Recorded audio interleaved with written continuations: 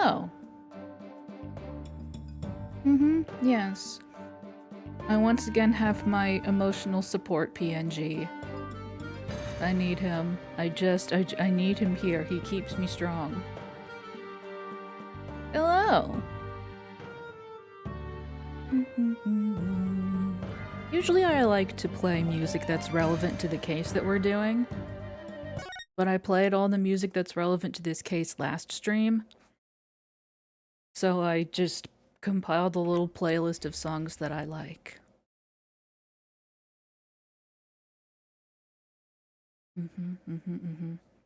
I can do it. I can do it! I have the brain cells today. I can so do this. Yeah, it's good. That's very good.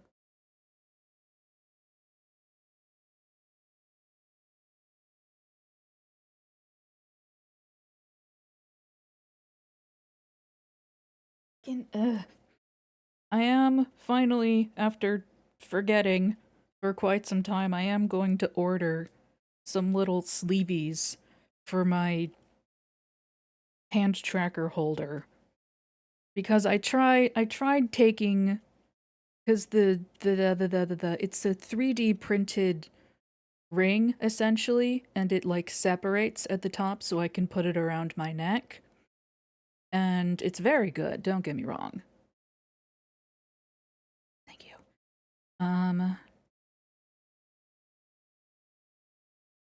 But the arms, when they rub against each other, it produces a horrible squeaking noise. And so I wrapped the whole ends of the arms in tape, in painter's tape, because it's what I had. And I tried taking that tape off. I was like, yeah, maybe it's not that bad. Maybe it's not as bad as I remember. It was. And it was worse because it was picking up on the microphone. That's how horrendously squeaky it is when they scrape against each other. It's bad. It's real bad. Can't have that. So I put some fresh tape on there, and it's itchy. So I'm finally gonna do that. And I'll probably get myself some new headphones too, because these ones are falling apart.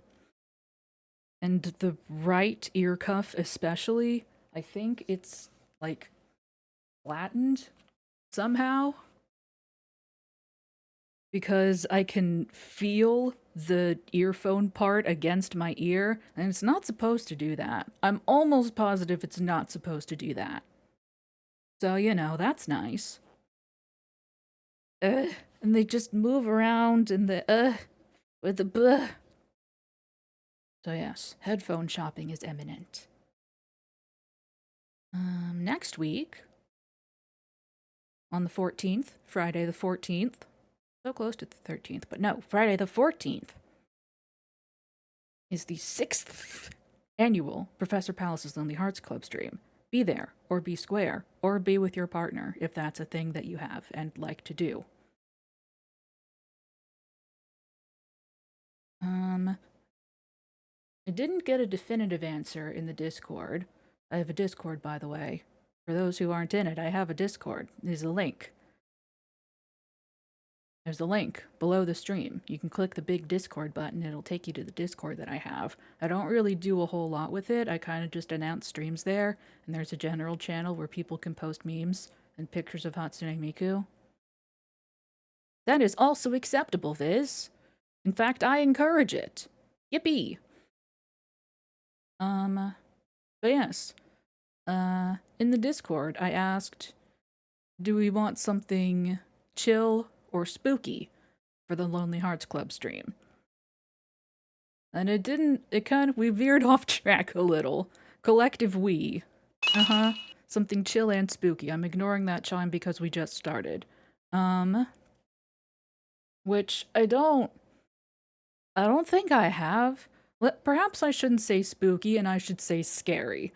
Because spooky is like, you know, some light elements of horror.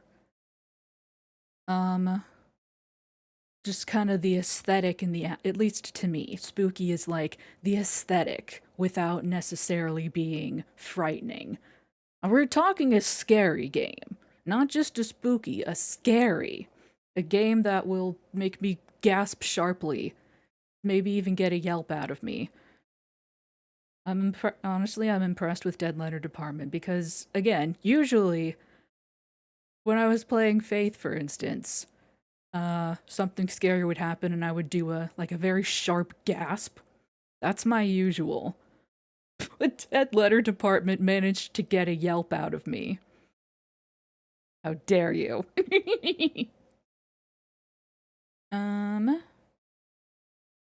But yeah. I've decided that when we arrive at the night in question, I will choose myself, depending upon vibes, since there's no preference. And that's okay. Terrifying. And there will be, unless I'm like incredibly exhausted, and my voice is fried, there will be a usual Saturday stream on the 15th. And I have something planned for that. I'm very excited. I have a plan for that. Double stream! Yay! 2 times the palace for half the price. Yippee! Okay, that's business.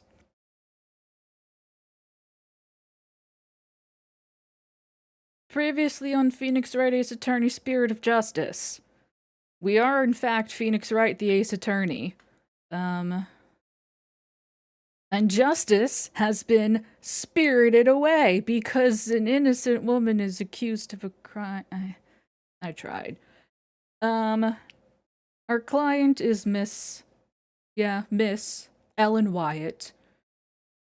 Yeah, no, Larry is there. She was getting married to Soren Sprocket, future president of Sprocket Aviation, tis. And they got married. And at the end of the reception, she was cleaning up because she was a maid for the household, and that was like one of her last things that she was gonna do, was clean up the wedding. Another member of the Sprocket family service staff tried to kill her. Mr. Gloomsbury tried to push her over the edge of the airship they were on. They were on an airship, by the way. They were on a Zeppelin, a dirigible. An airship, a floating chapel, as it were, owned by Sprocket Aviation, of course. And he tried to push her off the edge. Oh no! But, her husband-to-be invented a time machine. Don't ask. And she had a piece of it, as a necklace, and she grabbed the pendant and said, "I wish to go back to that happy time." And whoosh kablamo, next thing she knows, it's the beginning of the reception again. And everything transpires exactly as it did before. And except Mr. Gloomsbury isn't there. Instead, when she's cleaning up again, she finds his dead body inside a very large paper lantern shaped like a pega-moo, a pega-cow, a pega-bull. Pega-bull, huh? Anyway. But yes, because she was so concerned about all of this that she went and grabbed the time machine and was like, "Take me back again." But as it happens, the time machine was the murder weapon that they used it to bash him over the head, not once, but twice. thus proving that this was not just self-defense, this was intentional murder. And yeah, and her in-laws walked in on that scene, and they're like, oh my gosh, she killed him, ah! Because honestly, they were probably looking for an opportunity to just kind of sweep away this whole marriage thing because their very promising son, who is going to be the president of the company, has just married a maid, and rich people suck, so, you know. Oh, and Edgeworth is here, and Maya. And Larry, unfortunately. But yeah, we're in court right now. I think... Oh no, that's right, we're talking to Emma. Emma's on the stand right now. And, and last week, I was just completely incapable of tracking down anything, of thinking of any evidence, or making any connections. Let's hope that doesn't happen again.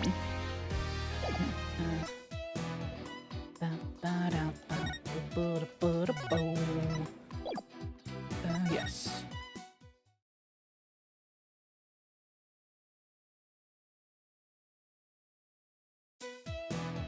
Oh, hey. Right. He was killed somewhere else. If the body was hidden inside the lantern, then it's possible that the body was moved along with it from somewhere else. Oh, you're right. You can run that mouth of yours all you want. But do you have any evidence to support what's coming out of it, Mr. Wright? Of course I do. I think the answer lies in that piece of evidence, and in something that was left at the crime scene that will point us to where the victim was really killed. Very well, Mr. Wright. In that case, what proves the lantern and the body were moved from somewhere else? Okay. I remember what I picked last time. That was incorrect. Even though I thought it seemed very promising.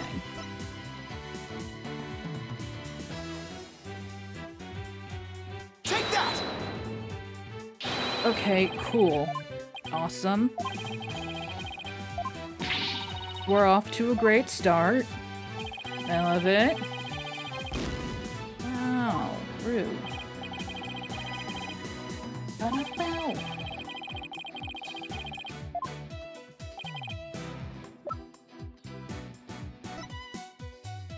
It wasn't this picture. The pterodactyl did it.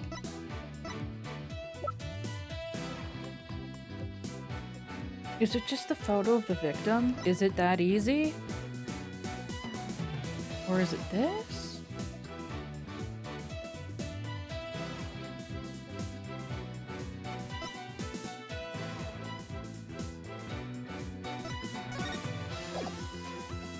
Take that! No. Is it just the picture? Is it that easy? Is it just the picture? Look at this photograph. Take that! I hate it here. The photo of the victim again. Yes. I'd like the court to focus on this thing right here.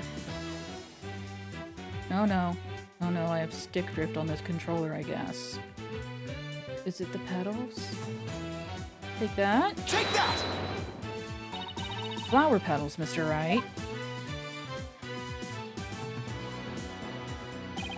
These petals are from a kind of flower that were not present in the reception hall. This means they must have gotten into the lantern when it was somewhere else. Okay, so I was one step ahead. And just where do you propose this somewhere else to be, Mr. Wright? I propose that this piece of evidence will tell us where the flower petals came from. Alright, I was one step ahead. I hate it here. Please take a look at the flowers in this picture of the hold. Notice how their petals are of the same shape as the petals in the crime scene photo? Yes, I see. They do look to be from the same kind of flower. Objection!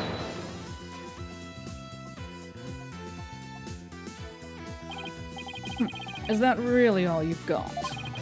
Flower is a flower is a flower. They're all the same. I would hardly call what you presented compelling evidence. I'm afraid I couldn't disagree with you more, Mr. Edgeworth. Ooh, shit! I gave a flower of this type to my lovely wife once when we were young. So I can assure you that this is very meaningful and compelling evidence indeed. The soundness of my judgment in this matter is backed by nothing less than pure love. But, Your Honor... Let it go, Mr. Edgeworth. It's clear you don't know much about flowers. It's not like you haven't... Oh, fuck! It's not like you have anyone you'd actually give any to after all. Phoenix! We are in a court of law. You can't commit murder here. My god. But maybe you should study up on them just in case the opportunity presents itself.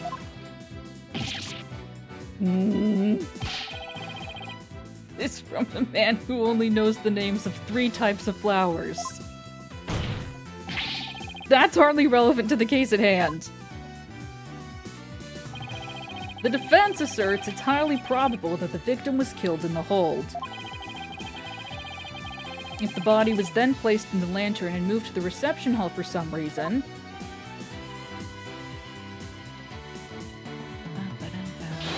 it would completely destroy the prosecution's case. Then you mean the body was... Yes, the victim's body was... inside the lantern during the entire beautiful wedding reception, while the defendant and her betrothed were celebrating their love. What?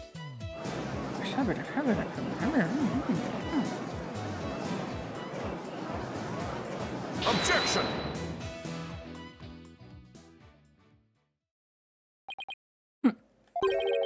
Your smooth talk might work on His Honor, but it won't work on me.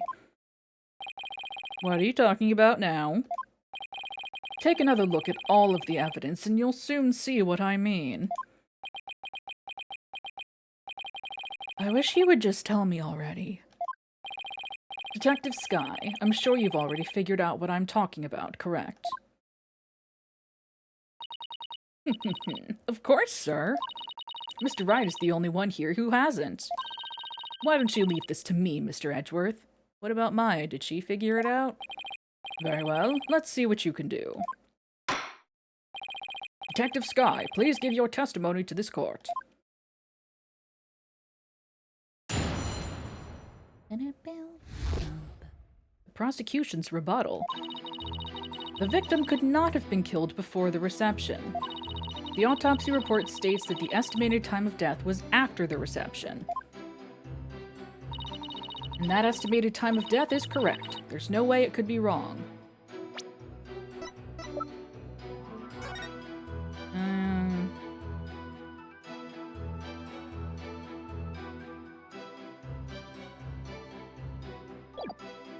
Crime. It's clear Mr. Gloomsbury was killed after the reception, and that completely contradicts your claim. I guess so. Tell me you took at least a cursory glance at the autopsy report, Mr. Wright. I did. Just now. It appears you've grown rusty since our last outing. What are you calling it an outing? You can just call it a date, honey. Might I suggest you go back and brush up on the basics? Sure, though I must say you're as cocky as ever, Mr. Edgeworth. Ayo? I beg your pardon. What are you trying to say, Mr. Wright? I'm just saying that I'll go back to basics if that's what Mr. Edgeworth wants. I'll prove how badly he's underestimating me with a good old-fashioned cross-examination.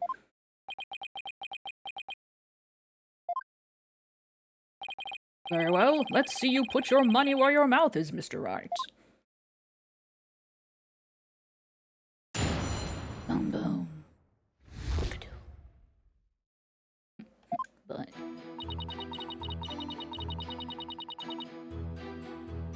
Hold it! You sound pretty certain. You must have some solid grounds for making that claim, right? Of course I do. And you're going to feel silly when I show you what they are. Ready? Feast your eyes on this.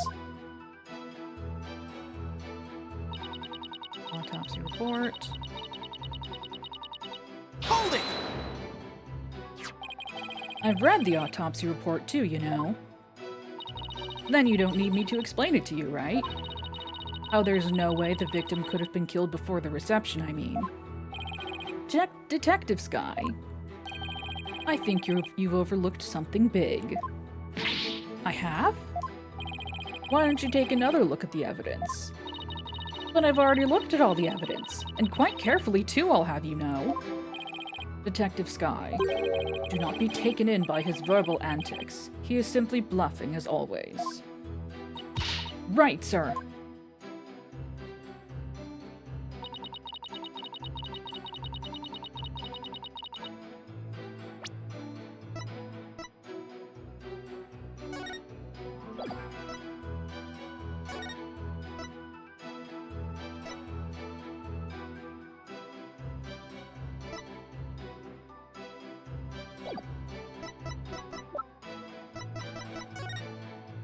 Not that one. Yeah, no. They definitely have both here. And then here there's only one.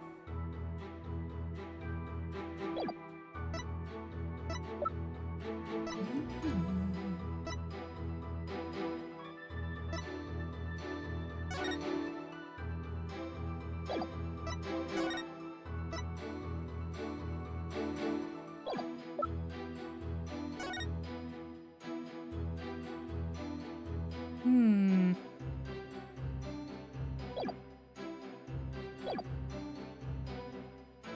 Hold it!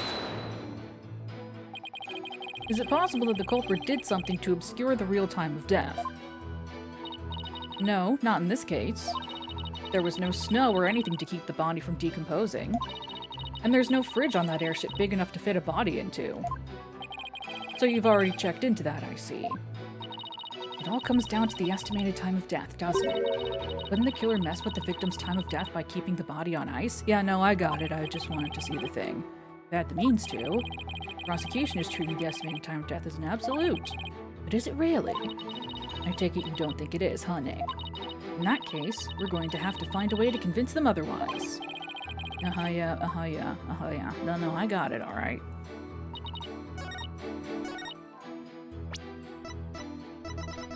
Okay, I'm actually confident about this one.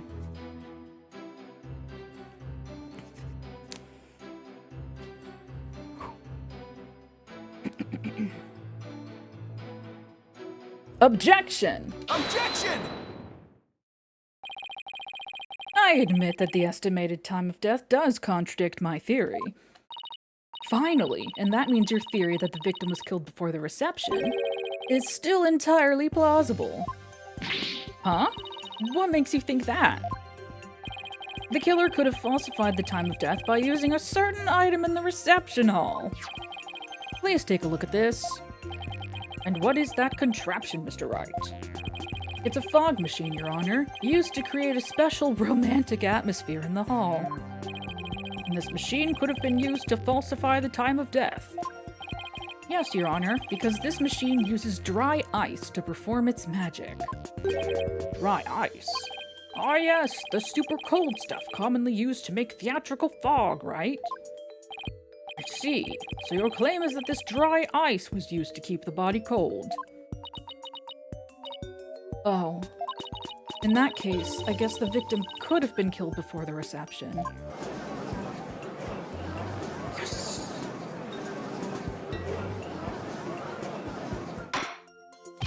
Order in the court. Well, Mr. Edgeworth, what do you have to say about this development? That the victim was killed in the hold before the wedding reception. The prosecution acknowledges the possibility of this claim.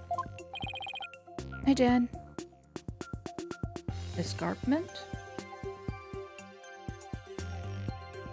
Now we're getting somewhere.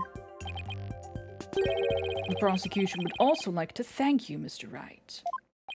Huh? For what? I didn't know how a certain piece of evidence fit into this case. But now, thanks to you, I do. What piece of evidence? Ah, I see. Best of luck to you. Stay warm. To get into the hold, one needs a key card like this one. And here we have a record of those who entered the hold with such key cards. The times aren't specified, but these are the last 3 entries on the day of the murder. And as you can see, the last person to enter the hold that day was the defendant. What? The one who moved the body out of the hold must have been... That's right, it was none other than the defendant.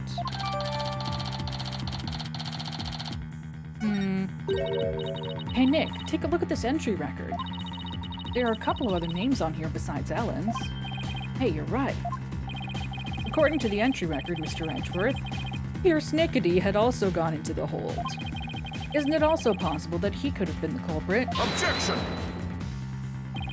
Sorry, but Mr. Nickety was escorting a few of the guests at the time. I'm sure they would be happy to testify that fact if you'd like. Think me cocky all you'd like, Mr. Wright, but my confidence is rarely misplaced.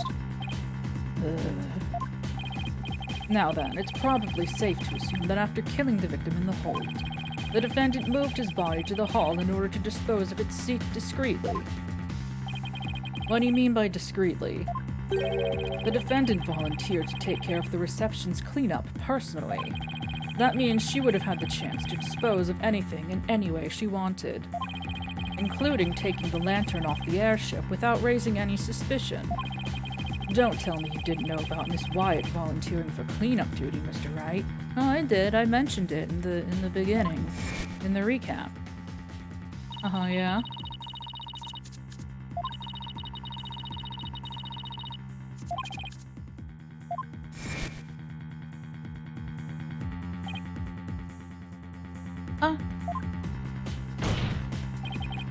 Look at you, sweating buckets like a rookie, even after all these years. Nevertheless, thank you for proving that the only person who could have killed the victim in the hold is... Ellen Wyatt. Great job, Phoenix. Now we're back to square one.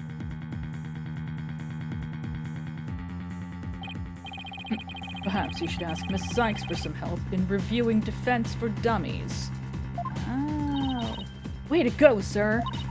You've got Mr. Wright in a cold sweat. I wonder if maybe the promise of seeing that miserable look on his face is what brought me back to court today. It certainly made all my stress and woes as chief prosecutor just melt away. Oh, he's happy to see him. I guess he had a lot of stress built up. I'll give him something to stress over before we're through today. Your Honor, the prosecution asks that you render your verdict at this time. Before that man over there tries to throw the court into chaos with his meaningless bluffs. I see. Mr. Wright, are there any last meaningful bluffs you'd like to present to this court? Why does he have to assume it'll be a bluff? Nick, hurry up and throw a good one out there. I will.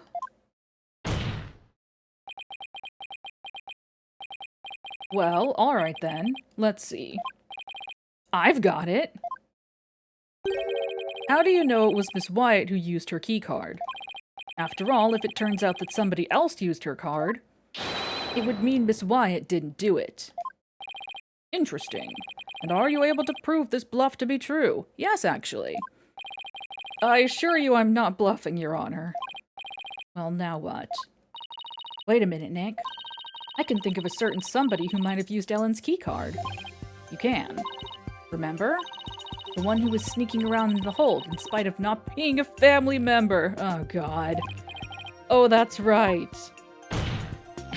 Your Honor, their defense would like to call a certain witness to the stand. Well, we wouldn't like to call him, but we're going to anyway.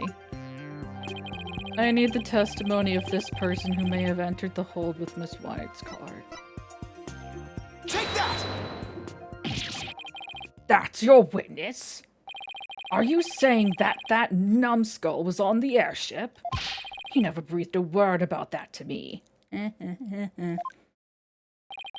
That That's not surprising, because Mr. Nickety told him to keep quiet about it.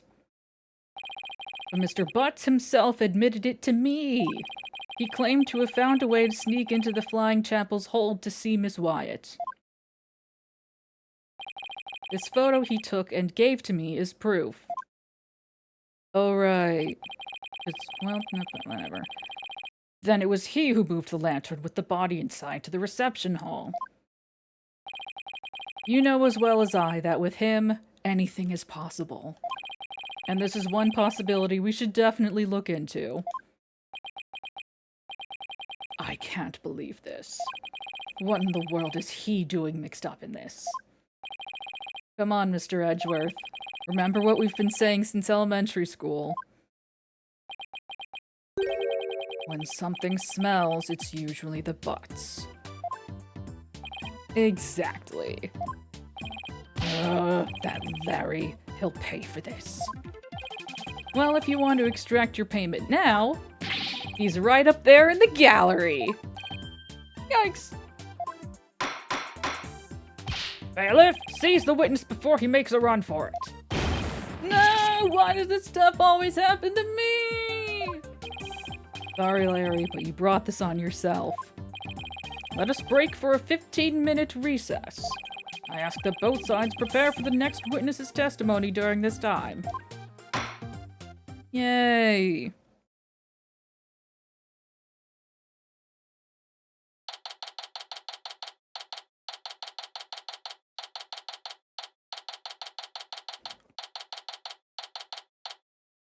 September 22nd, District Court number 3. Wow, it's been a while since I've had this much fun and excitement. Face off against Mr. Edgeworth, a harrowing tightrope walk for the defense. Oh, I'm exhausted already. Boss!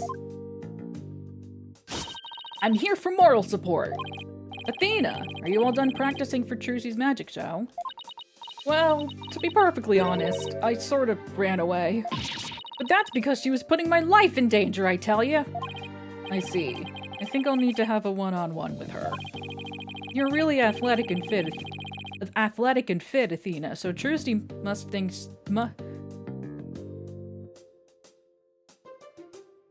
Trucy probably thinks she can run you ragged. That may be true. Which is why not even Trucy can keep up with me when I run at full speed. Hey, thanks.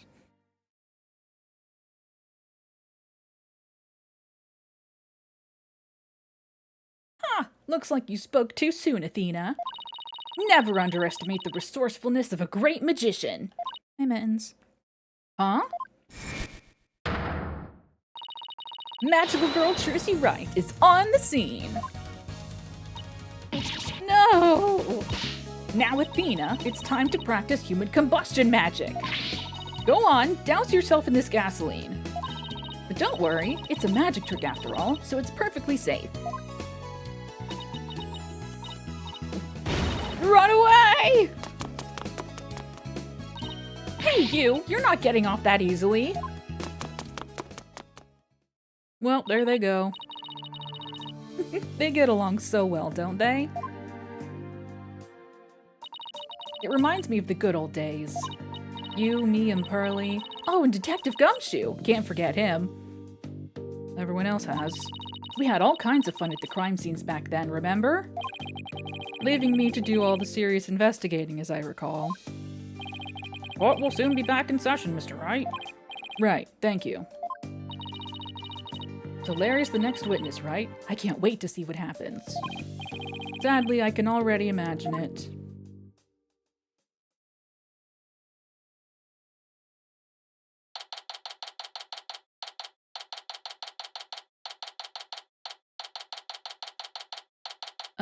Gumshoe was mentioned exactly once. You, me, and Pearlie, and Detective Gumshoe, can't forget him. Yeah. Just some guy, I guess. Everyone else has forgotten him. Oh, and now Larry's on the stand. Court will now reconvene. Nick! Angie! The two of you are gonna hang me out to dry, aren't you? No, not the both of us. Just Mr. Wright. Nick, how could you? I don't really think he did it, of course, but I've got to use whatever leads I can. Mr. Butts, there's a possibility you moved the lantern that had the dead body in it. So if you want to clear yourself of any suspicion, all you have to do is testify. Now then, your testimony, please, witness.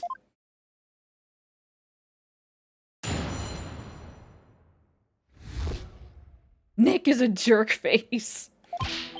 Nick, you big fat stinking jerk! How could you doubt your best bud? We've known each other since elementary school. Well, get this, pal. Our friendship's over. That's not a testimony at all.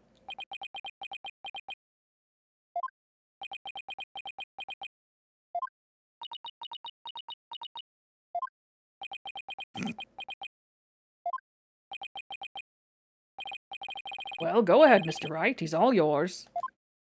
Why me? You're the one who called him to the stand, so he's your responsibility. Thanks, old chum. Can't any of you show me a little respect? Even just a shred? You'll get respect when you earn it, my dude.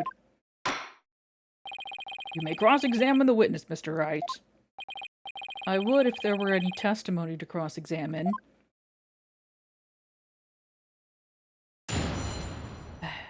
Bum bum. Nick is a jerk face. Hold it! Come on, Larry. Can't you please give me something real to work with?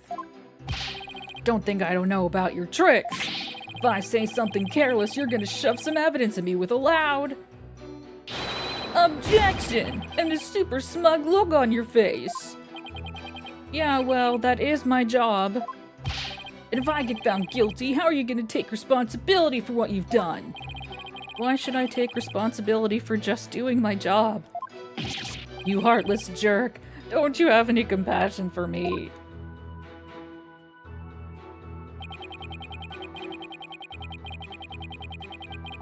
Hold it! I'm sorry, Mr. Butts, but if it wasn't Miss Wyatt that entered the hold with that card, then you're the most likely suspect. Nick! Are you seriously doubting the innocence of your old childhood friend? Well, technically, yes. But it isn't personal, I assure you.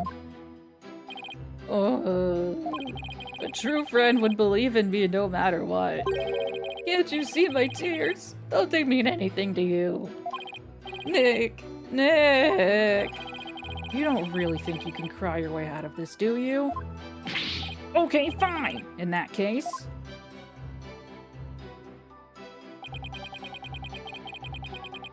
Hold it! Larry, listen to me. Shut up! I'm not talking to you anymore! This is getting us nowhere. Come off it, Larry. If you don't quit fooling around and start testifying, Miss Wyatt will be found guilty. For real? If no new information comes out of this cross-examination, then yes, Mr. Butts, for real. Not that I would have a problem with that myself. Larry, just tell us the truth already. Did you or didn't you go into the hold and move a lantern up to the reception hall? I never moved any bull lantern, I tell ya. Bull lantern? What? Did I say something weird? You told me that you didn't attend the wedding reception.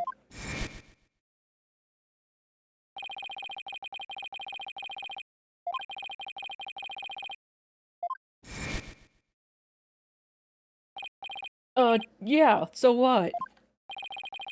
Then that's odd.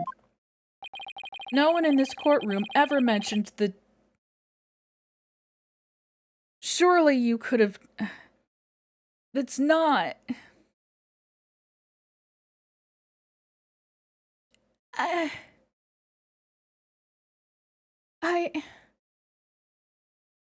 Yes, but also... It feels weird. It feels weird. No one ever mentioned the type of lantern that was moved. So how could you know that it was a bull lantern? You didn't have to actually go to the reception to know that. Anyone could tell there were 2 Pegables by looking at the Flying Chapel's pamphlet. All I can tell right now is that there's a strong scent of bull in the air here. Please add that last statement to your testimony, Mr. Butts.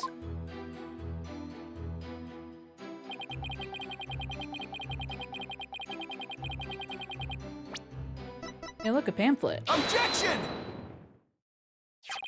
I want you to take a look at this, Mr. Butts. Because unfortunately for you, the pamphlet clearly shows a Pegacow and a Pegabull in their example diagram of the reception hall. Huh? But on that day, instead of putting a Pegacow and Pegabull out for the bride and groom, there were 2 male Pegabulls on display. Ugh. Yet somehow you knew there were 2 Pegabulls in the reception hall that day. There's only one way you'd know something like that, Larry. It was you who moved the Pegabull to the reception hall, wasn't it? No. Larry, you didn't. Mr. Butts, did you move the lantern containing the victim's body to the reception hall? That's what it looks like. What?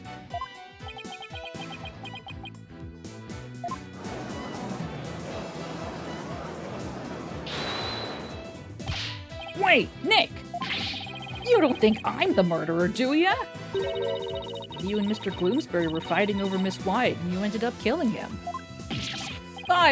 Not you too. Look, I did sneak into the reception, but that's as far as it went. You know me, I wouldn't hurt a fly. You snuck into the reception? Yeah, sure, but some of the Sprocket men caught and locked me up in one of the cabins. It was pretty awful, actually. That's when I made that drawing of the pterodactyl I showed you, Nick. Ixnay on the aerodactyl tay, Larry. Mr. Wright, not even you would take this farce that far, would you? We are talking about Larry. What do I do? Do I accuse Larry of being the true culprit? Well, I mean, I don't think so.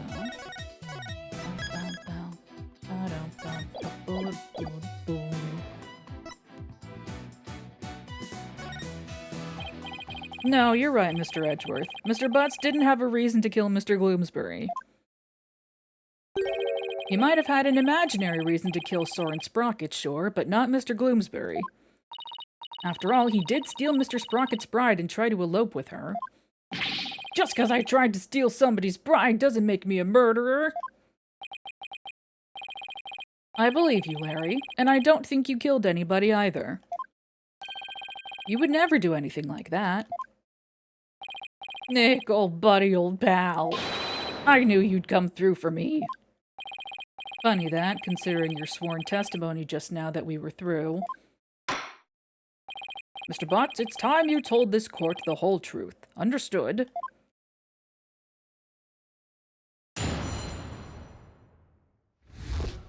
Moving the lantern. It's just like Nick said. I'm the one who moved the lantern.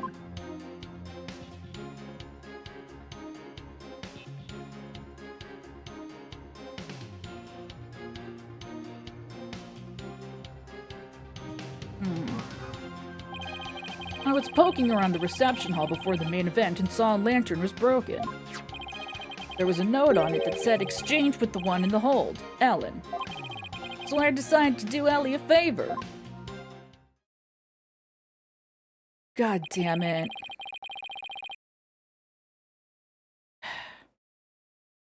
So you switched the lanterns before the reception, did you? Then that means the victim really was killed before the reception. Updated lantern report.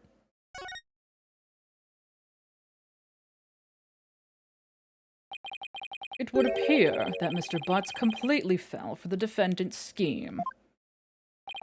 Scheme? What scheme? This note from the defendant. Exchange with the one in the hold, Ellen. Mr. Butts moved the lantern with the body in it up to the reception hall because of this note. And thus, he has become a suspect in Mr. Gloomsbury's murder. That second lantern did feel pretty heavy. But I never would have thought there was a dead body in it! What was a note like that doing on a lantern in the first place? You've got it all wrong, Mr. Edgeworth. I left that note for myself. It was simply a reminder because I can be very forgetful. Objection! What a sorry excuse, Miss Wyatt. The prosecution contends that this note shows one facet of the defendant's murderous plan. And you, Mr. Butts, you played right into Miss Wyatt's hands.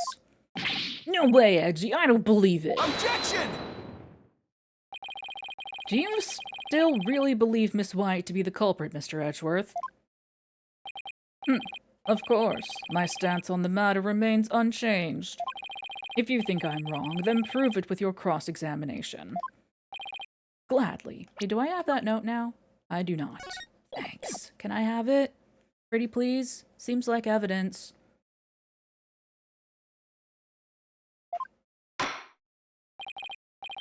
Very well, Mr. Wright. You may cross-examine the witness. Okay. Boom, boom.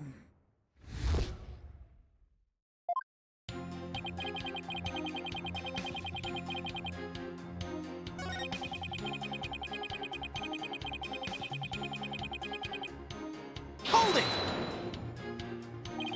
The lantern you swapped out was a female pegamoo, a pega-cow, right?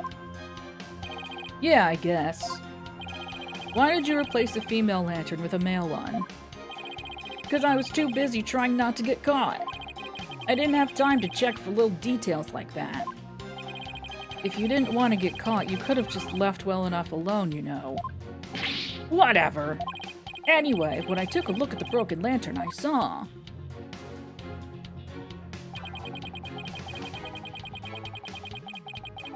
Can I have that? That note wasn't addressed to you, was it? Well, I guess not, but how could I let my dear sweet Ellie do all the hard physical labor on her own? It's precisely that thought process that constantly gets you in trouble, Larry. Besides, it was my big chance to show her how much I cared about her.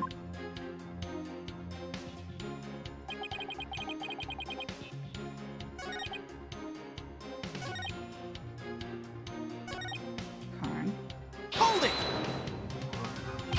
Why didn't you tell us that sooner? Because I knew you guys were gonna be suspicious of me, that's why. We're suspicious of you now because you tried to hide it. My thoughts exactly. Well, now I've told you. Happy? So how about letting me go? No, not yet. We need you to stick around to sort a few things out. Fine.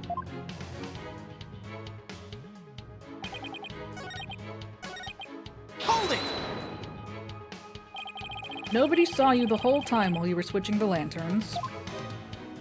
Nope, I didn't get caught. Not that time, anyway. Not that time. Yeah, when I tried to sneak into the reception hall the first time. I didn't have as much luck. Those sprocket guys spotted me and nabbed me. All of my words are failing me right now. Pretty exciting, don't you think? Larry, you need help. And then they locked me up in one of the cabins. Nick, what are you asking about stuff like this for anyway? Shouldn't you be trying to prove Ellie's innocence? Well, is that statement of his important to the case? Yeah, sure. Mr. Butt's trying to crash the reception, subsequently getting locked up in a cabin. I believe these might be important facts in this case, Your Honor. Very well. Mr. Butts, please add that statement to your testimony.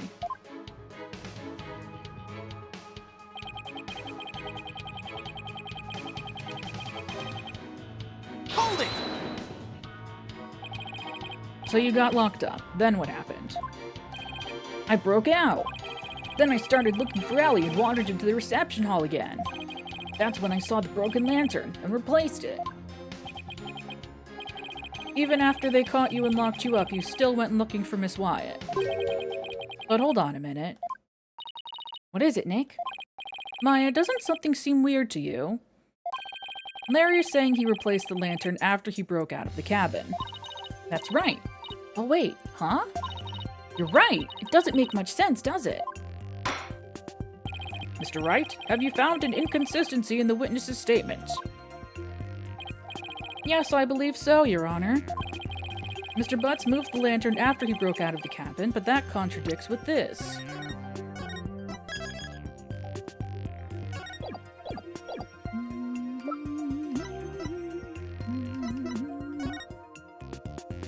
This?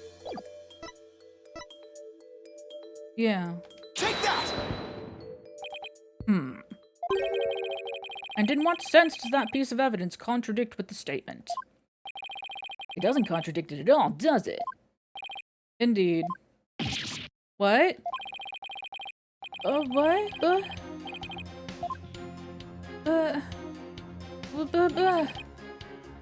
it!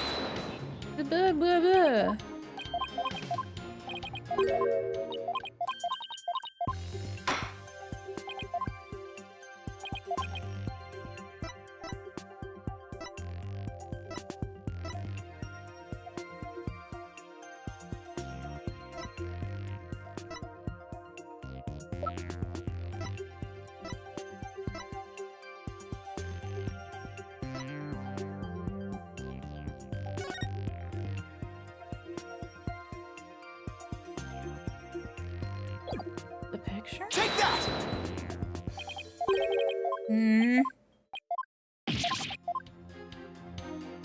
At least I'm not getting strikes for this. Hold it!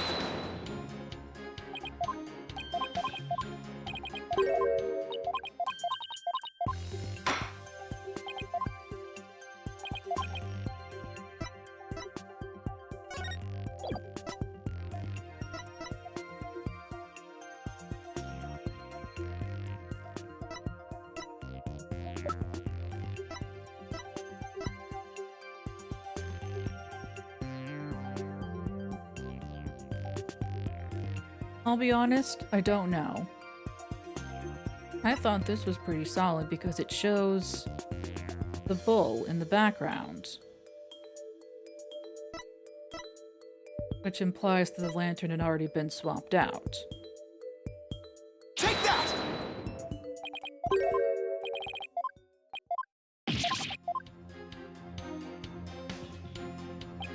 Hold it!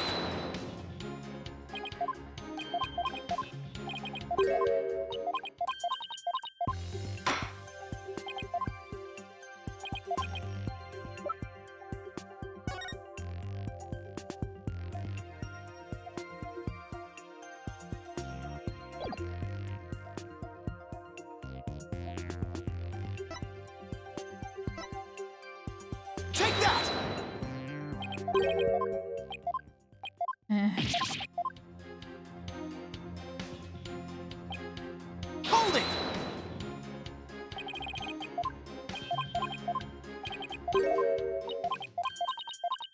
I'm probably a step ahead again.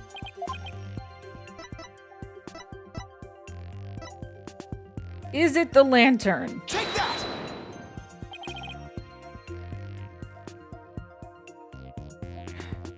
Okay, note to self. Note to self.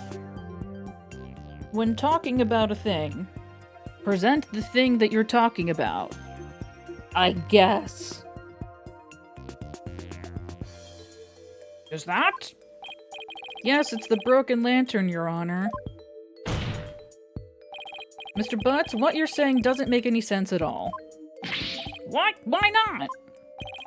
You swapped the lanterns before the reception began, right? Yeah, that's what I said, isn't it?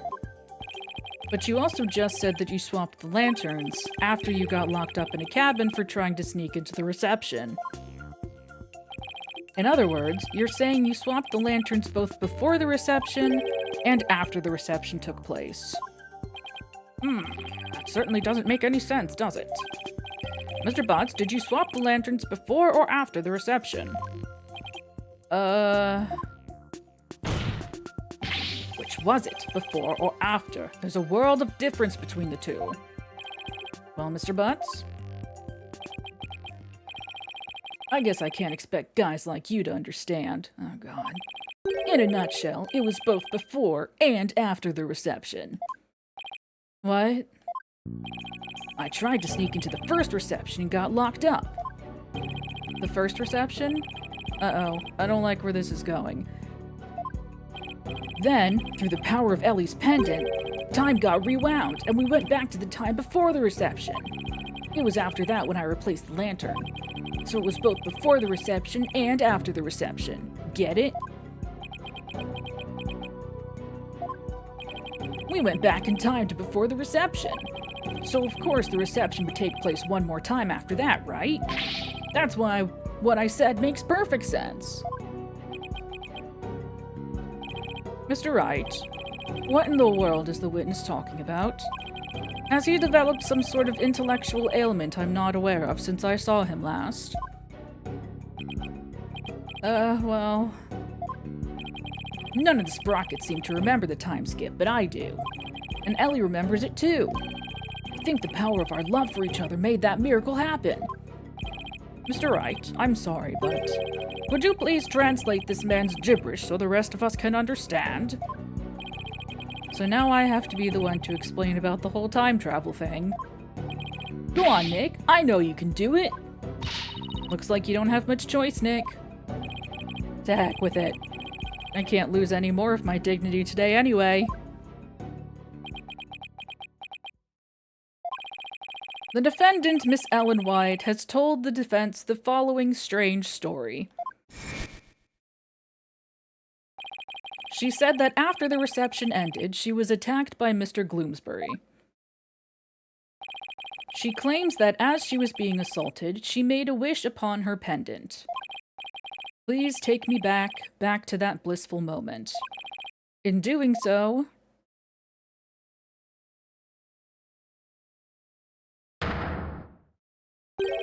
time apparently rewound itself to just before the reception began. It what? I know it's hard to believe, but think about it this way.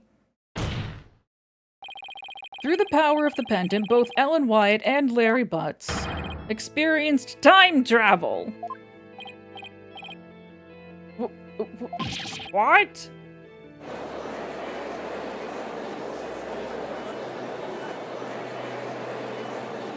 Objection! What absolute rubbish. Mr. Wright, I've heard my fair share of your nonsense over the years. I was expecting him to go somewhere else with it. I was expecting him to be like, think of it this way, you know, something must have happened to make her think that that happened. But no, he was just like, listen, I know what you're thinking, and it's correct, there was time travel. But this takes the cake. Have you thoroughly lost your mind? Objection! But this is simply the conclusion I came to, using that logic ability you love so much. What? That's from a different game, probably, I think. The truth of the matter is, the future president of Sprocket Aviation, Soren Sprocket, has been researching time machines. So what if a time machine has already been successfully created? And what if that's one of Sprocket Aviation's top secret inventions? A time machine. Yeah, I even saw something while we were time traveling. I saw a pterodactyl flying through the sky. Maybe the airship was set to travel through time for their honeymoon trip. What? A pterodactyl? Objection! You can't possibly have any evidence to back up your ridiculous time travel story. Well, as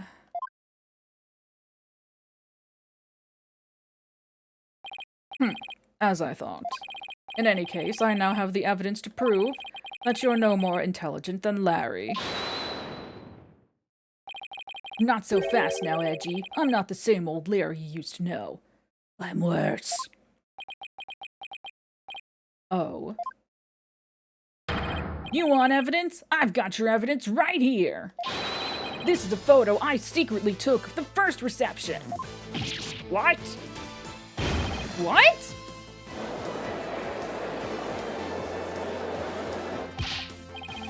Larry, I can't believe you. Well, anyway, good job. If we compare the photos of the first and second receptions and can find a difference, then we'll be able to prove that the reception was held twice. That is the key here. Is that what really happened is I don't know why just yet, but for some reason, everyone agreed to have a second reception exactly like the first one. And the Sprockets are all like, oh yeah, definitely. Oh yeah, no, there was only one reception, all right, and we were all there. Look, here's a picture. But do you really think such a difference exists? Yes, Your Honor. I just need some time to find it for you. This is preposterous. Very well. Please show the court what's different then.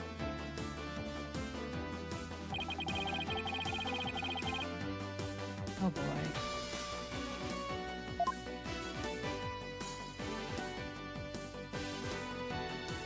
Okay. Ah! Yep. I'm gonna do a safety save. Trial, day 1. Time travel is real. Take that! Please direct your attention to Miss White's bouquet of flowers. In the photo one of her in-laws took, the defendant is holding a yellow bouquet. But in the photo Mr. Butts took, she's holding a red bouquet. You're right! That's impossible. What does this mean? It means that the defendant really did experience 2 wedding receptions. And she did that when she traveled back through time! What?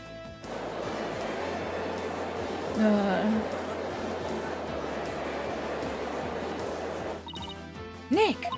You did it! You proved Ellen's time travel story to be true! Well... yeah, I can hardly believe it myself. It's just as Ellen said, the reception was held twice. Yeah, because... this turns every assumption we've based this trial on upside down! Objection! Thank you, Edgeworth. Thank you. Please stop this. Stop us. We're a danger to ourselves and others. Please stop us. I refuse to accept such a ludicrous argument. It is pure fiction under the guise of pseudoscience at best. There is simply no such thing as time travel. I know it's hard, but can't you suspend your disbelief for 1 nanosecond, Edgeworth? I bet sci-fi movies push all your buttons the wrong way, don't they, Mr. Edgeworth? I can totally picture you yelling, "That'd never happen," every 5 seconds at the screen. Maybe you should stay away from movie dates altogether. Why? That's neither here nor there. This is real life we're talking about. But the proof is clearly shown in the 2 photographs. That's right, Mr. Edgeworth. No matter how inexplicable. Fine. I'll entertain your absurd delusion. If only to demolish it before your very eyes. What? Let's start with this then, shall we? There is one thing your time travel theory fails to explain. And that is the memories of the other guests there. The defendant and Larry remember the reception occurring twice. But no member of the Sprocket family has ever mentioned such a thing. Well, yeah, they're lying. That's a thing that people can do, you know. That's because the time machine is classified... I'm not done, you bird brain. That's rude. That's... Where's Simon? Where's Simon to be like, hey, don't you dare disparage birds in my presence. Anyway, everybody get up and stretch. Oh, I almost just pushed the stop stream button instead of the... Okay. We're good.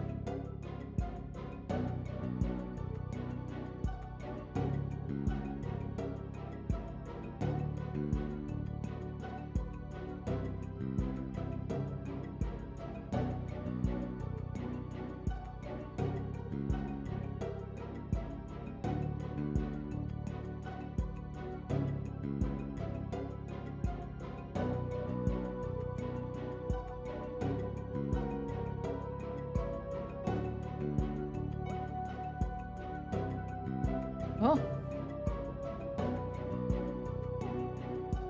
Okay.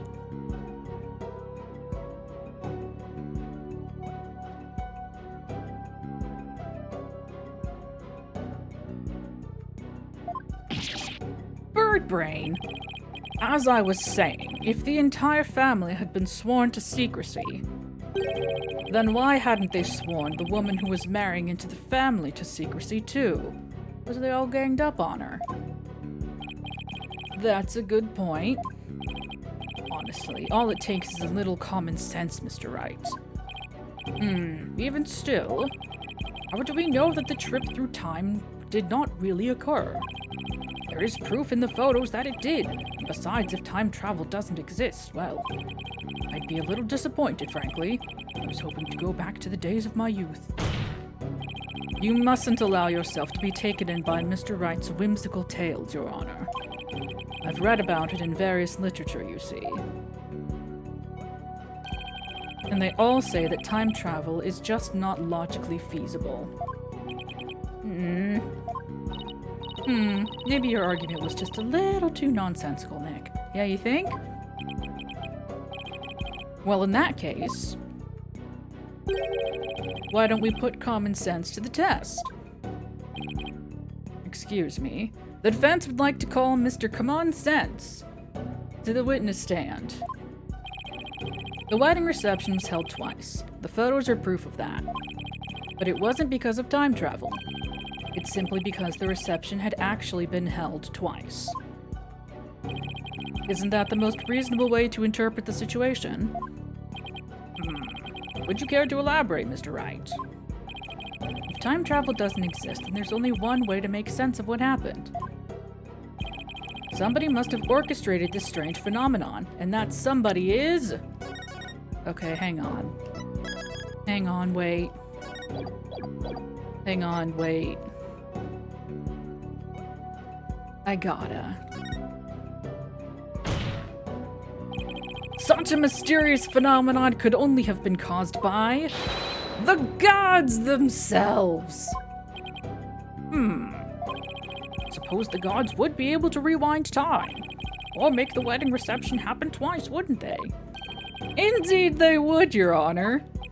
In that case, Mr. Wright, please bring these gods here to testify before this court.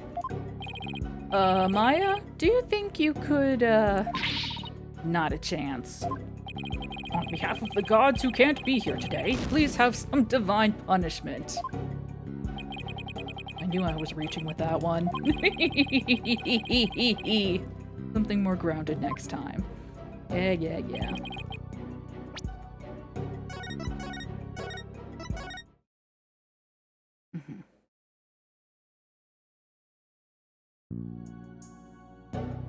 It was literally everyone at the reception.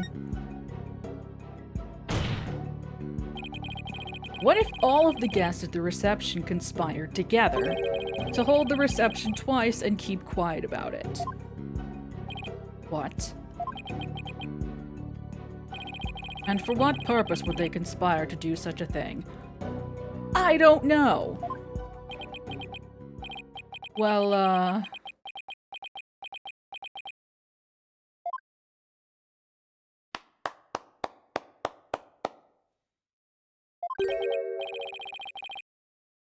brilliant deduction defense. Hi! Oh, hi. I can tell that you are not a renowned lawyer for nothing. I must say I underestimated you. How so, Mr. Nickety? You have managed to name each event precisely as they happened. You have revealed it all to the light of day. Then that means... It was us. We orchestrated the whole thing. Yes, the reception was held twice. But not because of time travel, no. We simply held it a second time. What? Why? Why would you do such a thing?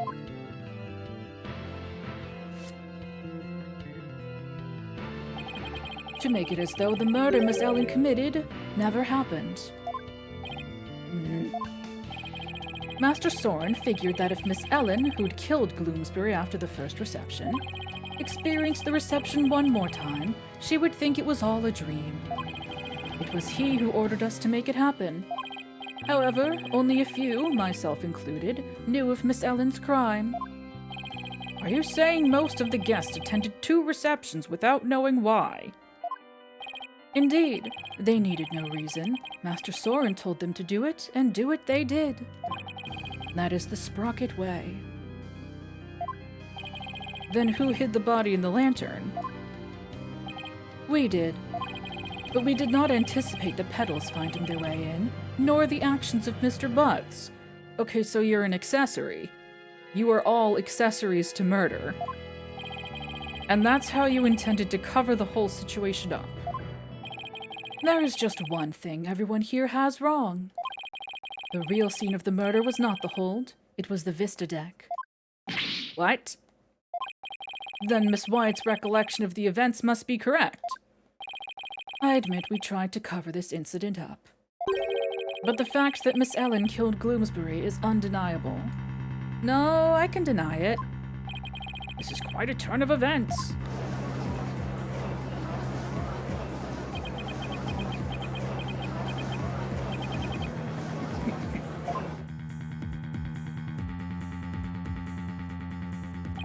And so it appears we have arrived at the truth at last. Now. Please do feel free to travel back in time, Mr. Wright, and attempt to do this trial over again. Go on. Okay, if you insist. Let's not get hasty, Edgeworth. I bet you can't do it. I bet I can't either! Your Honor, we will have to hold a separate trial for the cover-up conspiracy later. But as far as this case goes...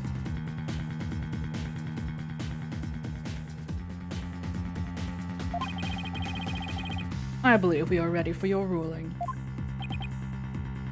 Objection! Just before the defendant lost consciousness during her attack, she says she saw someone strike the victim.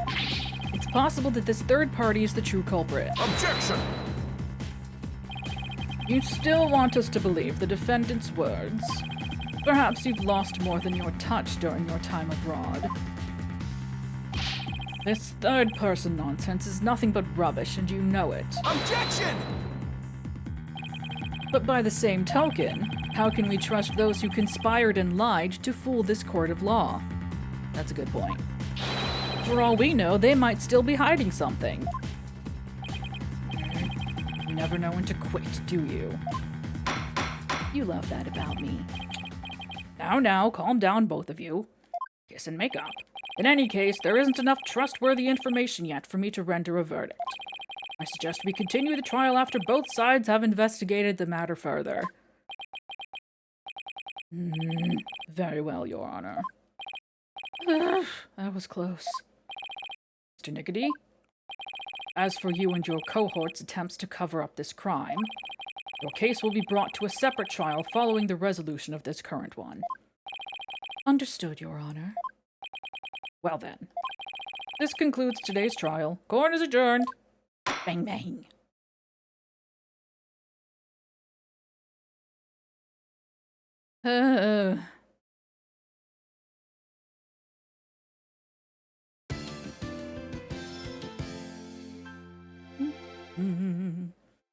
I would love to save my progress. Not quite time for cuppa. Not yet. September 22nd, 1:48 p.m. Write Anything Agency. What?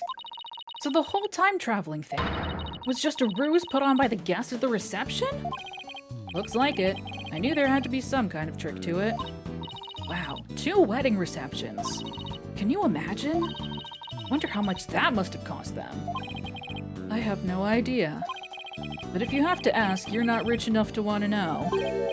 Still, if you've got the money, it's a pretty good way to cover things up if you ask me. You got that right. I'm sure I would have been completely fooled. Hi, I'm back. Hey Maya, are you all set to go?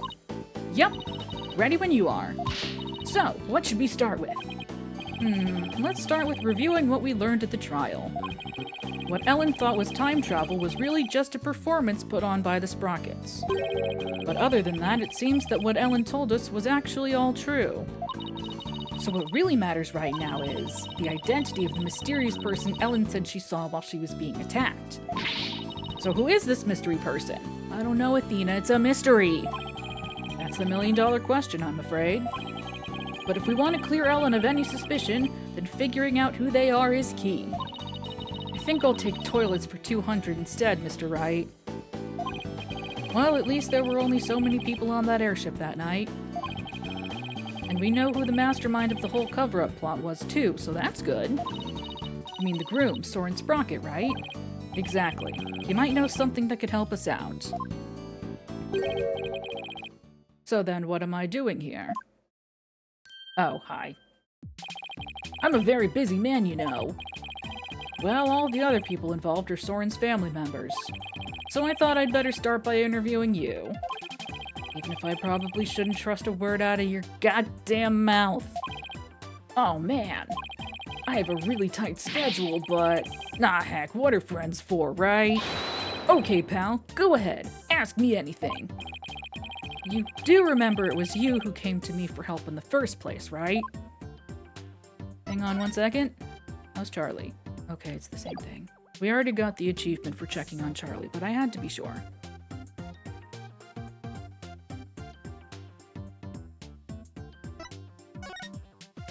The incident.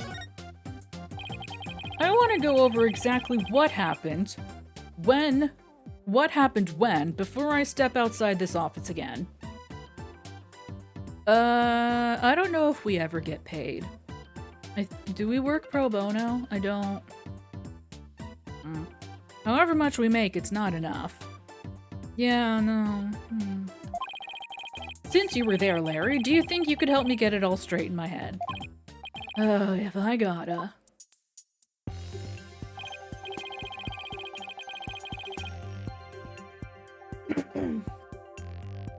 Oh. Oh dear. Hang on.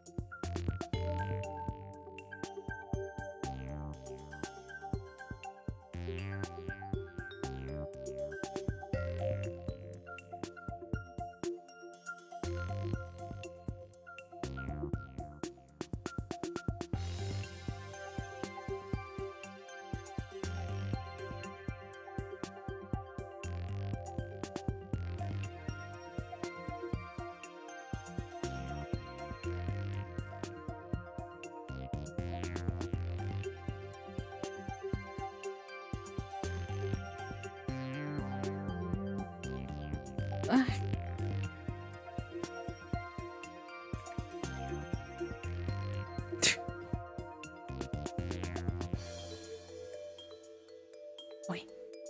The cloth I was using to cover up the Silent Hill poster behind me with the big old face on it that sometimes activates the face recognition on my webcam. The cloth fell off. I had to go fix it. Okay, so the first reception was held at 7 p.m. on the day of the incident. That's the one you tried to crash, right? Huh? Oh yeah, that's right. And then they locked me up in a cabin. It was awful, I tell ya.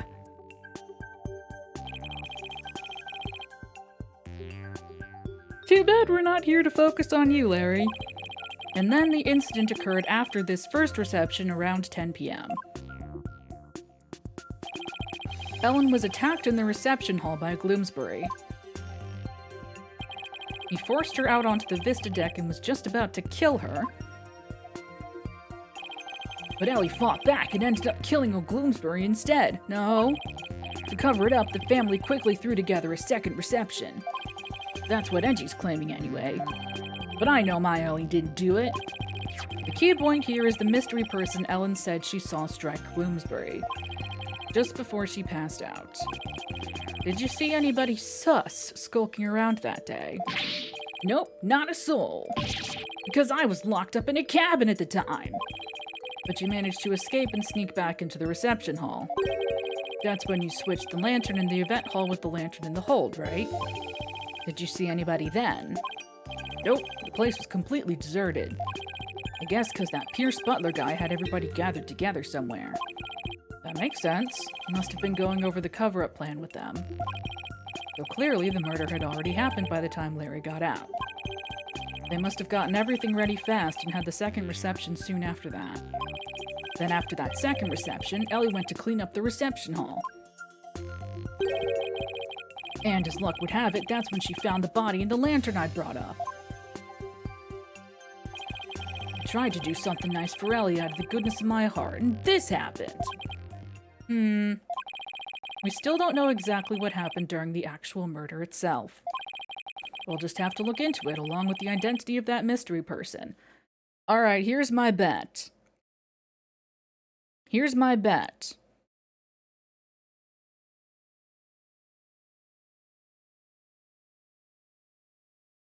It was Soren who came up, saw that his wife, his bride, was being attacked, picked up the time machine, smacked the guy on the head. The butler came to investigate, or maybe he called the butler for help. And the butler was like, "Oh, never fear, Mr. Soren, I'll take care of it all." Went to go do something, went to go dispose of him or what have you. Because Soren probably thought he was dead. And if not, he was like, you know, get him some medical attention or whatever. Butler takes Gloomsbury away. Gloomsbury starts to wake up. Butler smacks him again to make sure he's dead, prepares to pin it on Ellen.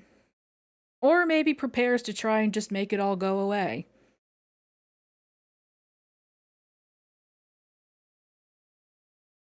That's my bet. Because it was obviously the vaguely evil and very cute butler.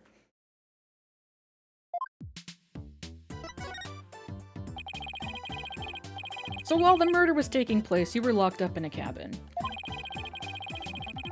Did you see anything unusual while you were in there? In the cabin? Let's see. Well, there was that pterodactyl flying through the sky. That's pretty unusual. Oh right, that drawing of that pterodactyl you saw.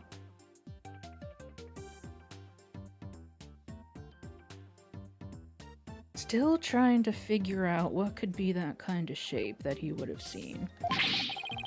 What's with all the air quotes? I really did see it, I swear! But Larry, the time travel thing never actually happened. Which means you couldn't have seen a real pterodactyl flying through the sky. Oh. Are you doubting the eye of a super popular picture book author? No, I'm just sure you saw something else and mistook that for a flying reptile. Nick, you're making me doubt my own eyes. Now I'm not even sure what I saw. Updated drawing report. Either way, you have no idea what actually happened at the real scene of the murder. That's right, and I can say that with every confidence. Oh wow, would you look at time? I better go. I have a book signing to get to. A book signing? Whose book? Whose do you think? It's mine, of course. It's a Laurice Donim book signing. I bet you went around and begged a bunch of bookstores to let you do one. Of course not. They're the ones coming around to beg me. Looks like I guessed right. Anyway, I have to go. I'll send you 10 copies of my new book that just got released the other day, alright? 10? That's very generous of you. What are you talking about? I'm gonna send you the bill too, of course. Just put him down as office expenses or something. Well, see ya. Thanks. Wait, Larry, we don't need... he's gone.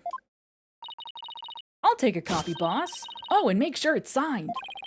Oh boy, Trucy's not gonna like this office expense. There goes our first lead. What do you want to tackle next, Nick? Right, we should really hit the streets now, huh? How about we go see Ellen? Sounds good, boss. I bet I can cheer her up. I thought you were going to help Trucy with her magic show again today, Athena. Weren't you supposed to go meet her right about now? Trucy said she was going to practice her new trick on you, if I recall. On me? Really? Trucy's show is an important source of income for our agency, you know. You can leave the case to us, so you go ahead and run along now. But boss... Off you go, Athena. No, I don't want to die. We'd better get going too, Maya. Okay. It might be cuppa time after all. It may perhaps be time for a cuppa. Yes, yes. Would you like to look at the office, or do you want to stare at Wait! Hang on, now that Maya's here, we can talk to Charlie again. It's Charlie! His branches are as handsome as ever. Charlie seems happy to see you too, Maya. His leaves are greener than usual today. Well, he looks super healthy. We always make sure he's watered and well cared for. And by we, I mean Athena and Trucy. Good. I'll let you all stare at Maya for a few minutes. Just make direct eye contact. I'm gonna make a cuppa.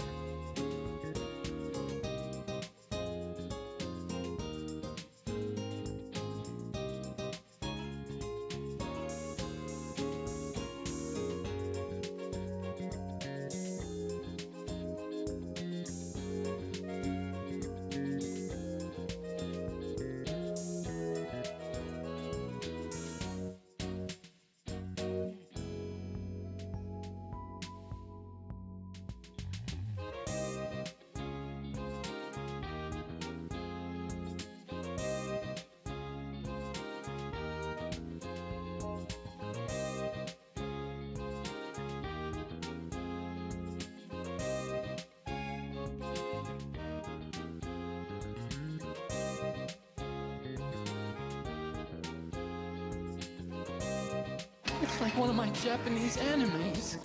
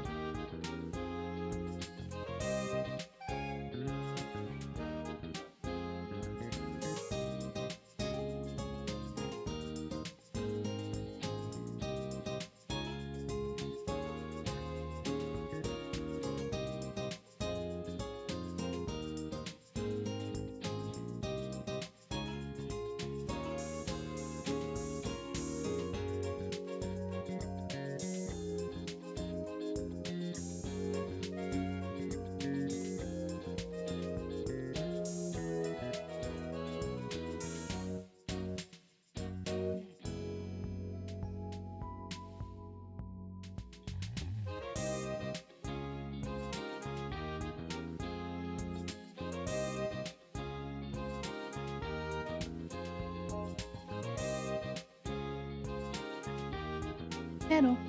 I return. Tonight's tea is chamomile with a bit of honey. And I've done something radical and new that I've never done before.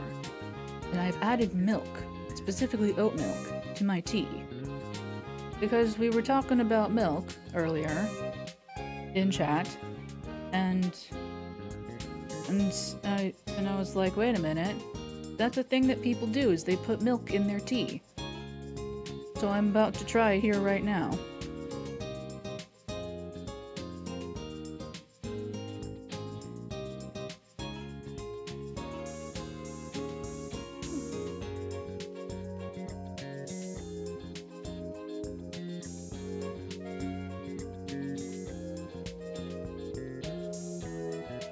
I am whelmed. I am whelmed, but that's a good thing. If nothing else, it cooled the tea down so I can drink it immediately. So that's nice. And tonight's mug is the light blue, and it says in white text, I have the vocabulary of a well-educated sailor.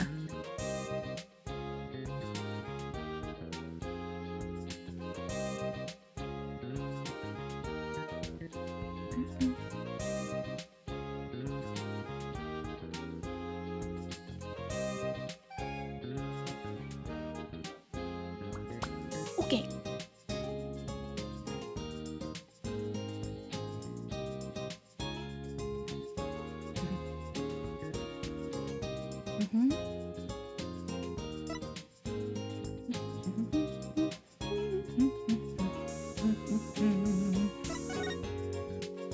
Where were we going? Detention center?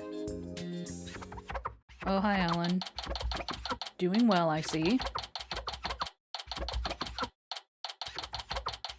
September 22nd, Detention Center Visitors Room. Oh, my poor sweet Soren. I wonder how he's getting along without me. Hello, Ellen. Oh, Mr. Wright, what's going to happen with the trial, do you think? Well, first and foremost, we have to hurry up and find this mystery person you saw just before you passed out.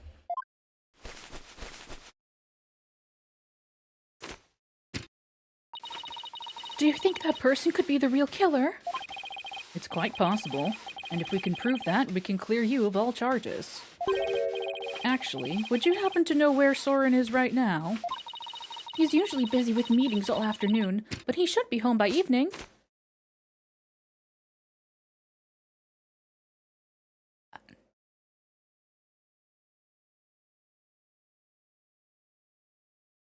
You know, people don't usually iron their underwear. She's got the spirit. I imagine it would damage the elastic, right? Anyway, I think I'd better go have a chat with him later then. Why am I being treated to a view of someone's underwear? Mr. Wright, don't tell me. You suspect my sweet Soren? Well, he is the one who masterminded the second reception after the time skip. So I thought he might be able to tell us something. How could you, Mr. Wright?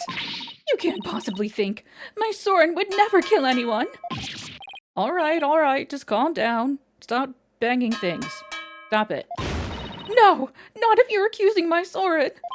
Please. Oh, please, I'm not accusing anybody, so please put the pan and ladle down, all right? Really? Cross my heart. So for now, would you mind if I ask you a few more things about the case?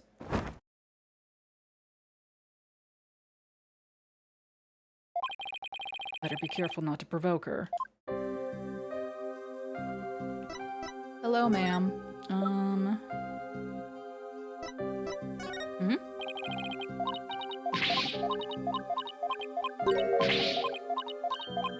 Okay, alright, okay, cool. Cool. Alright, have I asked about... Oh, poor Selena. I feel so sad about what happened to her. Selena! Yikes, Ellen, please try to calm down. Pretty please, with sugar on top. Soren and I were supposed to be happy. For Selena's sake, too. We should probably leave this topic alone, Nick. Oh, she pulled herself together real quick. Anywho, could you tell me about Soren? There's nothing to tell. He's squeaky clean. Alright, okay. Maybe I should avoid the topic of Soren right now. Let's talk about something else then. Fine, but you won't hear a peep out of me about Soren. Talk about pulling teeth. Okay. Could you tell me more about Pierce Snickety then? Pierce came to Sprocket Manor about a year ago. Really? He gives the vibe of someone who's like, oh, my family's been serving the Sprocket family for generations. A year? As the family butler, he's now in charge of everything in the household. Only a year ago. Did he have some kind of special connection with the family? I'm just a maid, so I'm not privy to such things, I'm afraid. It might have been Soren's order, but Pierce is the one who coordinated the whole thing. He is the one who really orchestrated the grand time travel farce. So smart. He must have quite a bit of authority in that family. But no matter how good he is at his job, how could anybody gain that much influence in a single year? I really don't know. I mean, he is an excellent butler. Wouldn't that explain it? No. Is it really as simple as that? What you thought was time travel was really just a cover-up carried out by your in-laws.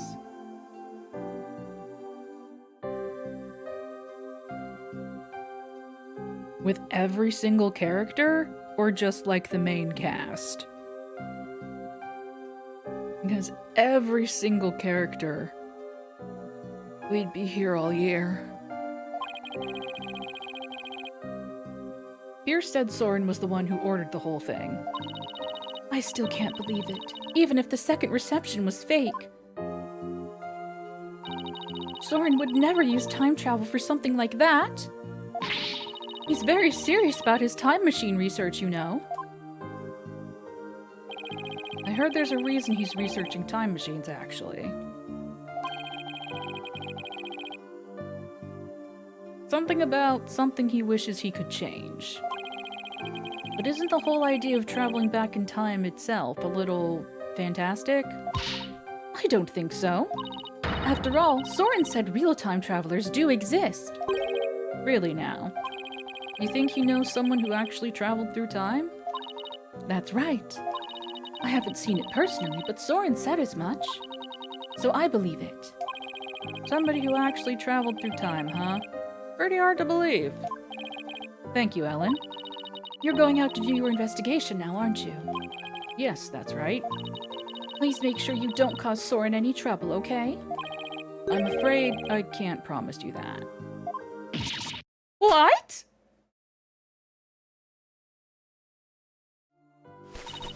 Please, whatever you do, please don't upset my poor Soren any further. I'm begging you.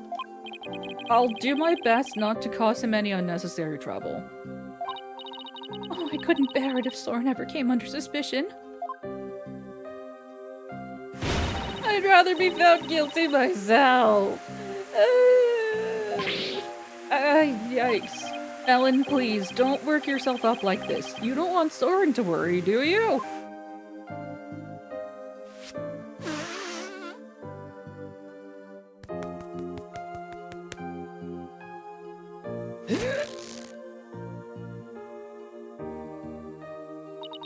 No, you're right. Floodwaters recede once more. So what do we do now, Nick?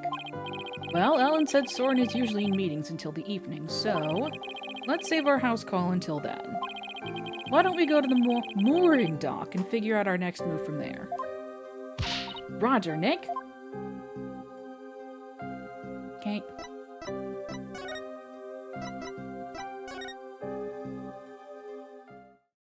Give me 1 second.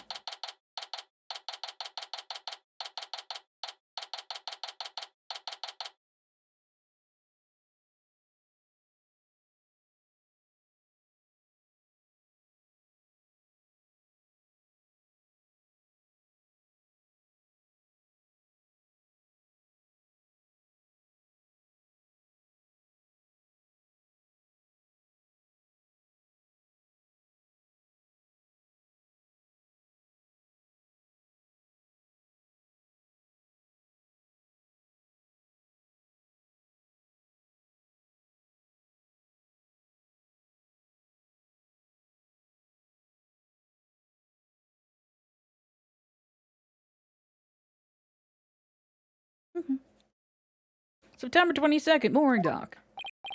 So, where should we start? Let's see. Are there any places we haven't examined yet? We already investigated the reception hall and Sprocket Manor. I know, we haven't looked at the Vista deck or the hold yet.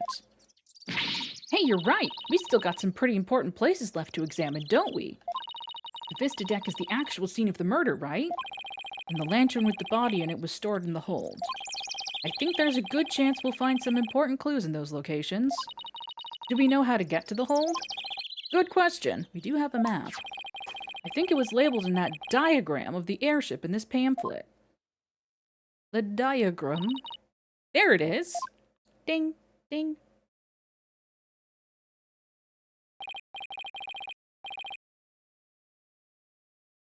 Well, what are we waiting for? Let's go.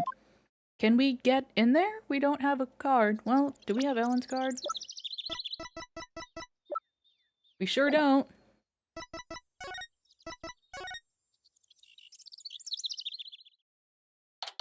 Ooh. Oh. So this is the hold. Is this where Pierce orchestrated the whole cover-up This is where Pierce orchestrated the whole cover-up operation. You better go over this place with a fine-tooth comb. Hey, Nick? Weren't we supposed to need a key card to get in here? Oh, you're right. Wonder why it was unlocked. How's it going, Mr. Wright? Oh, hi. Emma, what are you doing here? Just a little independent investigating for my own sake. Gotta keep the mind sharp. Ah, so the door security system was turned off for the police investigation. We'd like to investigate the hold ourselves. Would that be all right? Yeah, sure. The police just finished their examination anyway. Thanks. We'll just take a quick look around then. Oh, right! You should know that the floor doubles as a huge lift. You can use that lever way back there to raise it up to the Vista deck. How convenient. The police inspected it already, but didn't find anything of particular interest, it seems. If you do go up to the Vista deck with the lift, be careful not to fall off. Got it. Thanks. That goes double for you, Maya. Yes, ma'am. Well, let's get this show on the road. We can talk to her on our way. Okay, the obvious thing I'm going to say for last is these flowers. Make note of it. Welcome back. Oh, it's a cake, Nick! A cake! It's so big, they wouldn't miss one little piece, would they? If you're that in the mood for a mouthful of styrofoam, sure, knock yourself out. You mean it's not real? Well, it sure fooled me. I was so ready to have some that I'm really craving cake now. Come on, Nick, let's go get some. Maybe after the trial is over. Huh? It looks like there's some fingerprints on this candelabra. Yeah, I just got done dusting that. I was able to pull a set of left-hand prints. Do you know whose prints they are? Yes. The prints belong to the victim, Dumas Gloomsbury. Nick, I just figured out something amazing. You did. Get this. If the fingerprints on the candelabra were from his left hand, then Mr. Doomagloom must have been left-handed. What do you think of that? Do I have the makings of a great detective or what? You're a real silly Sally if you thought that deduction was in any way encyclopedic. Hey, you're pretty good, Maya. You're pretty good. I looked into it myself, and sure enough, the victim really was left-handed, which means he didn't write that note we found on him. Good. Really? I got it right? Awesome. Good for you, Maya. Good for you? That's all you've got to say? I think you did a real great job, Maya. Way to go.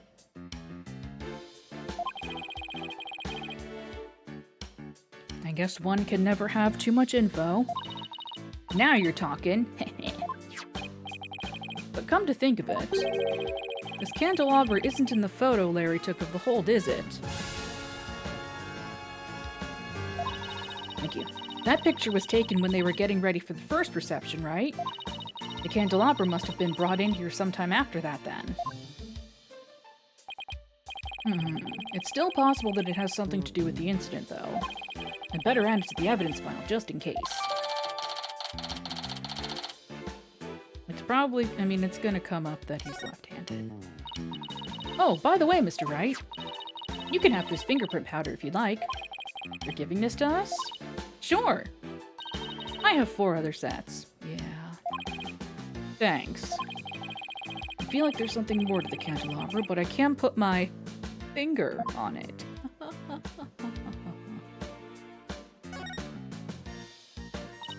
Ooh, look, Nick! It's an airplane! I wonder if Sword built that one too. Hey, why don't we take it for a spin? Just a quick tour around the neighborhood. And who do you propose is going to pilot that wooden death trap? Wow.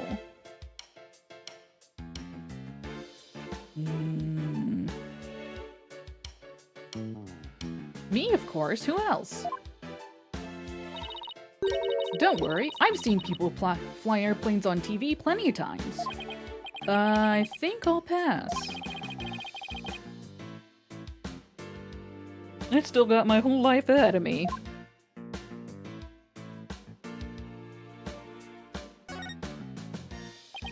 So this is the airship's engine. It's pretty impressive. And it's all rhythmic like a heartbeat. It's the literal heart of the flying chapel. Look at those huge gears spinning around and around and around and around and... I think I'm starting to get dizzy. Yeah, me too.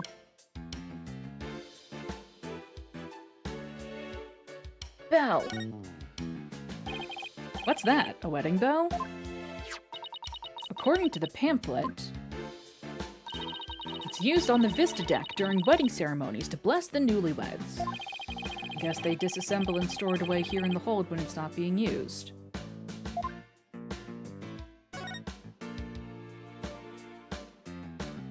ED.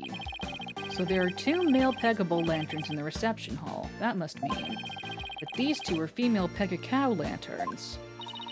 Larry got their types mixed up when he replaced the one in the reception hall, huh? Didn't he see the horns? The difference is pretty glaring if you ask me. And yet he managed not to notice. That's what makes Larry Larry. And Larry being Larry is why I've seen more than my fair share of trouble for a lifetime. Oh, Mr. Wright. You know that lantern the victim was found inside of at the reception hall? I'm just about to go piece it back together so the police can examine it. Oh, okay. We'll stop by for a look too once you're done fixing it.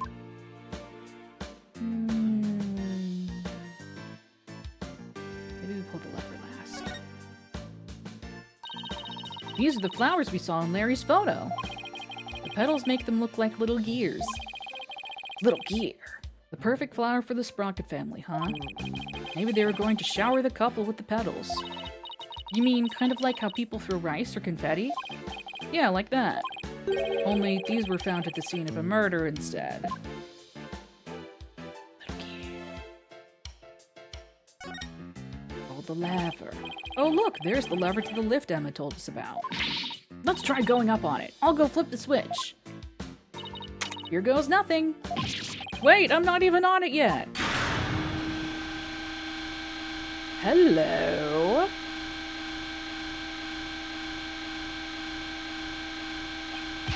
Hey Maya, stop the lift!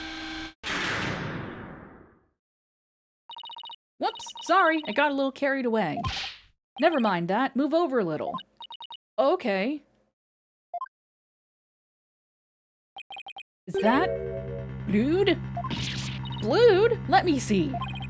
Could it be Mr. Gloomsbury's blood? Well, this lift goes up to the Vista deck where the murder took place, so... I think that's the most logical conclusion. But I thought the victim was clubbed to death and there wasn't much blood. Something tells me I better take a picture of this. Cheek! Lift blood. I should ask Emma about it some more later. Maya, can you bring the lift back down now?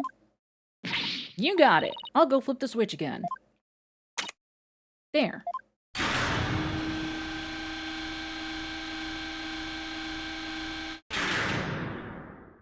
Neat. Done. I want to find out some more about that blood stain. But for now, I guess we should go up to the Vista deck and take a look around the actual crime scene for ourselves. The view must be great from up there. I bet it'll be awesome. You mean it would be if it wasn't the scene of a murder. Okay, to the Vista deck we go. Make sure you actually get on the lift this time, Nick. I know. I wanted to talk to Emma. Okay, I'll just flip the switch again and away we go! Oh. Well, I mean, I just got up and stretched and got my cuppa. Wow, look at the gorgeous view! So this is where Ellen was attacked and Mr. Gloomsbury was killed. Yeesh, one wrong step and it's kersplat on the ground below. Should we go investigate the stuff that's a little closer to the edge? Well, I don't see much of anything over there.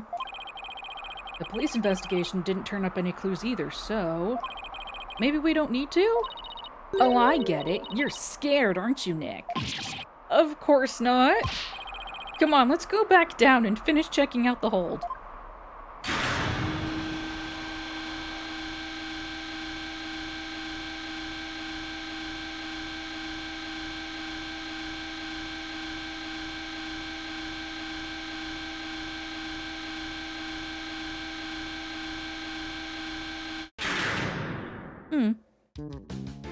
Does this thing double as a helicopter pad?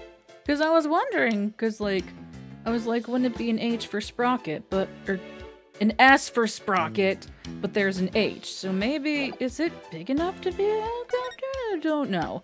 Incident! Any progress with your investigation? Nothing conclusive yet, I'm afraid.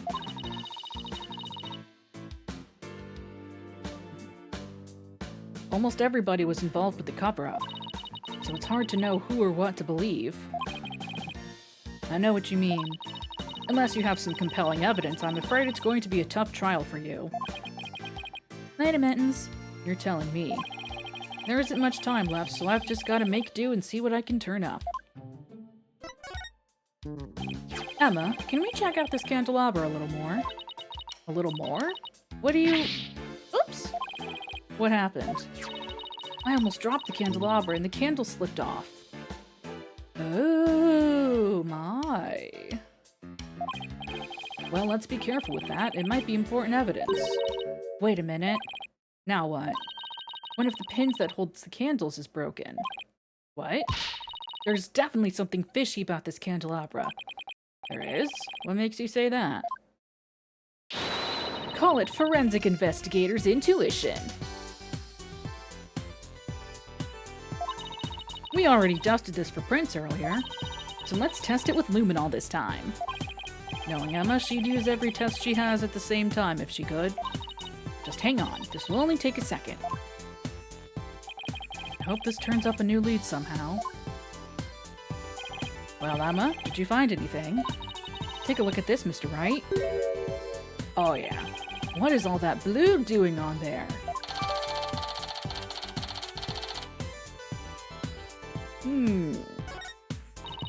Maybe somebody got hurt while they were setting up the reception?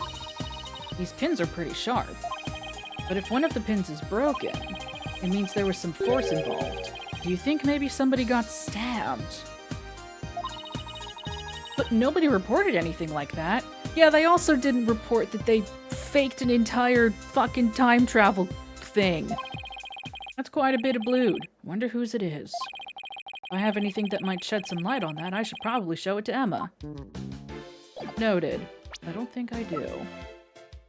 I mean, there's that, but... And I can show you this. Emma, about this bloodstain. Doesn't something about it strike you as odd? What's so odd about the victim's blood? That's not exactly... There's just something about it that bothers me. Now that you mention it, can't say I necessarily disagree with you. Maybe I should talk about this some more with her. Nice. About this blood stain. What about it?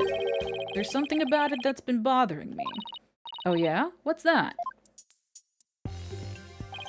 Well, there's a huge bloodstain on the crime scene left and a bloodstained candelabra. Now, this is only a guess, but I'm thinking maybe these two bloodstains are from the same source.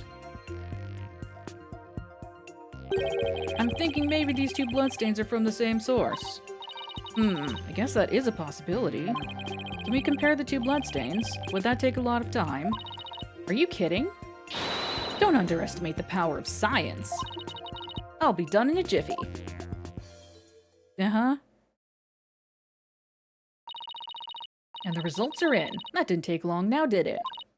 It seems that the blood from the lift and candelabra are from the same person. Nice. Nice. Well, the victim was clubbed to death, and there wasn't all that much blood. But if this isn't Mr. Gloomsbury's blood... Well, this is just a guess, but what if Mr. Gloomsbury stabbed somebody with the candelabra pin? That would explain both the huge bloodstain on the lift and the blood on the candelabra. Oh my goodness, if that's true, then that means there was somebody else present at the scene of the murder. It does, doesn't it? This just might substantiate Ellen's statement about a third person. Emma, could you have this blood analyzed? Sure thing. A mysterious bloodstain on a candelabra with the victim's prints on it. This just might be the thing to back up Ellen's memory of seeing a third person. Didn't we well, we thought it, but... Next up, the reception hall. It might be worth taking another look around in there. The reception hall? The forensics team is in there investigating right now. Oh, they are? Well, we don't have time to just sit around, so let's go check out something else. Good idea. We could go question some people. Especially Soren. I have quite a few questions for that guy. Sounds good, Nick. Off to do some legwork then. Yep, I thought we'd head to Soren's house for starters. He was accompanying the police on their investigation here earlier, but he's probably home by now. Great, thanks. Later, Emma. Bye. That's...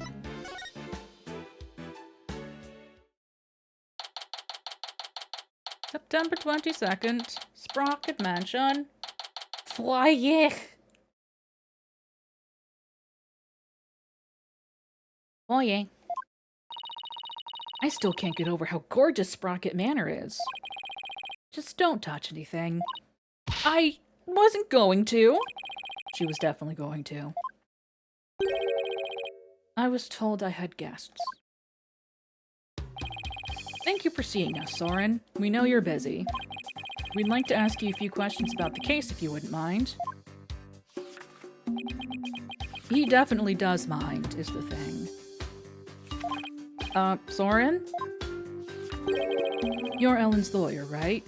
Yeah, we've established this. Huh? Yeah, that's right. Don't tell me he doesn't remember me. Will Ellen be found guilty? Not if you help us. We're doing everything we can to prevent that. That's why we're here investigating. Will you please tell us what you know? If you throw another paper airplane at me, I swear to God.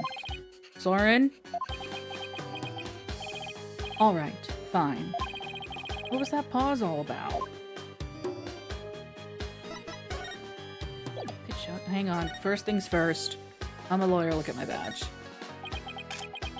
Fine.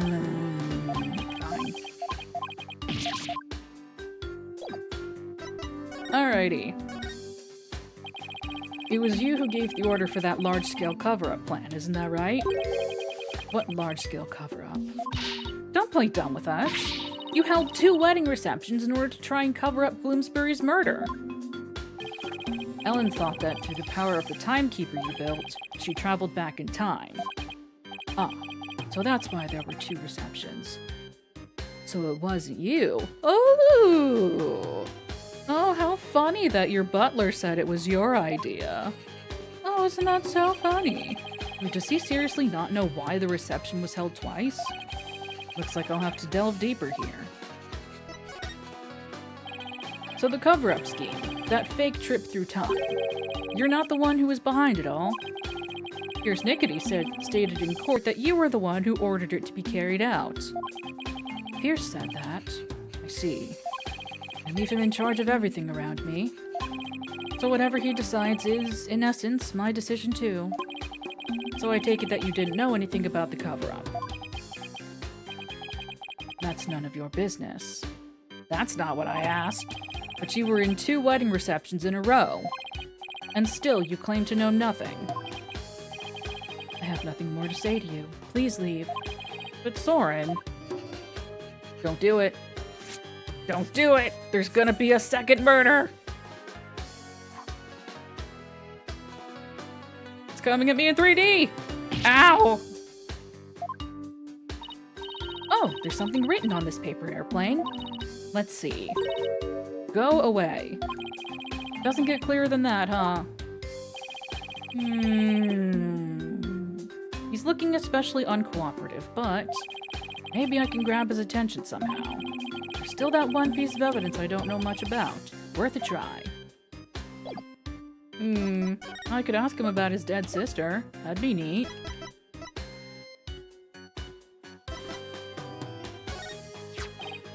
What's this? I'm sure your sister would want the truth of this case to be known. How rude. That is very rude. Is intruding on the private lives of others a part of your job as a lawyer? Kinda. Oh, I apologize. Guess showing him the picture of his sister wasn't such a good idea after all. Yeah. Yeah. We asked him about that. Soren, have you ever seen this before? That's... Oh, he's stimming! Soren, what is it? Nothing. Why did his whole demeanor change all of a sudden? He's gone pale as a ghost, too. Oh, God. Soren! Nick, look at his stomach! He's bleeding! Oh, fuck. Somebody help! Soren's collapsed? Master Soren! Get him to the hospital, quickly now! It wasn't me! I didn't do it! Poor Soren. That must be one serious wound. When is it, Nick? Well, when I showed him the candelabra, his whole demeanor changed. So I was just thinking that maybe his injury is... Huh? What's this? Oh, shit! It's his notebook! He must have dropped it in the rush to get him to the hospital. Oh, his notebook, huh? No. I wonder what's written in it, don't you? Come on, you know you want to take a peek. Soren's notebook. What to do. I mean... Is this actually a... Is this...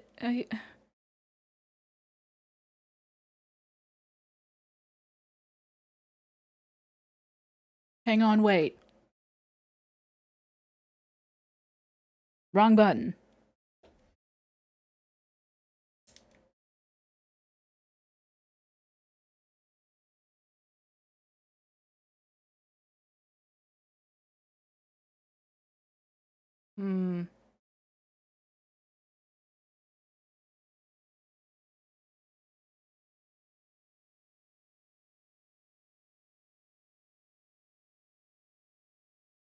Okay.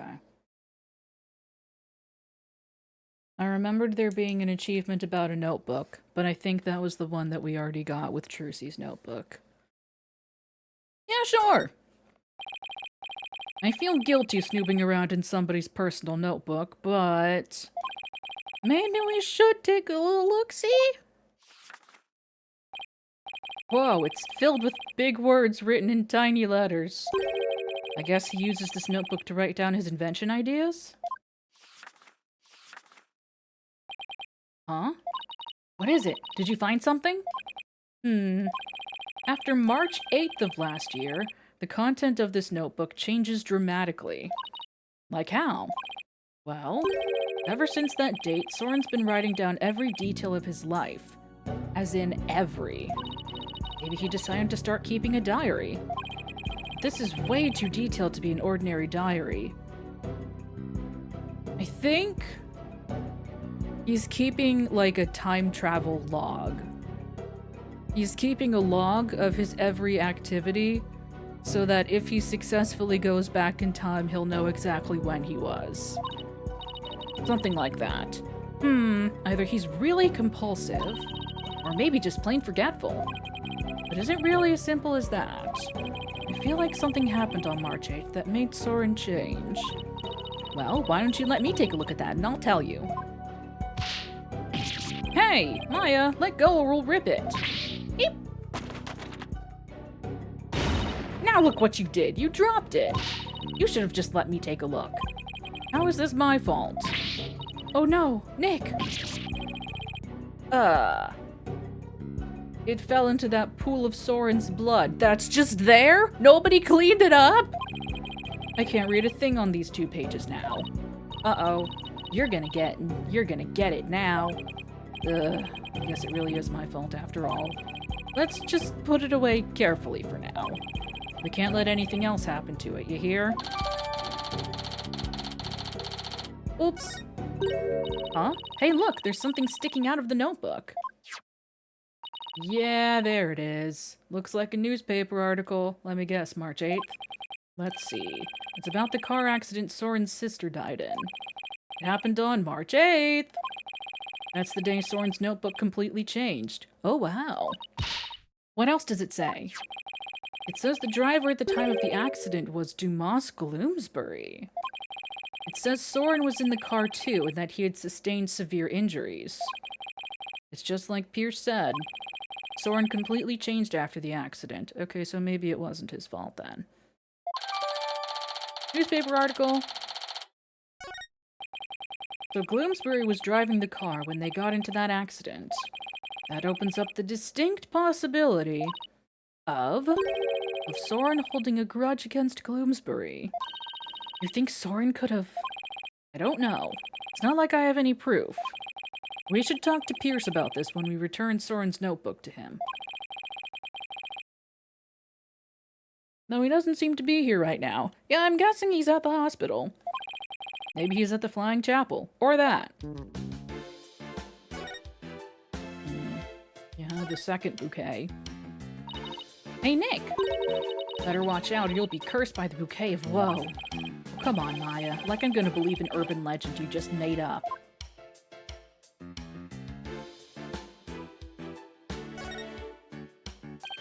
Ah, come back to hear more about my camera, have you? I'm sorry, but I'm afraid I'm really busy right now. Oh, what a shame. Well, if you ever want to talk about cameras, come back and see me anytime. Sounds like even his own family members don't want to listen to him. That's rough, buddy.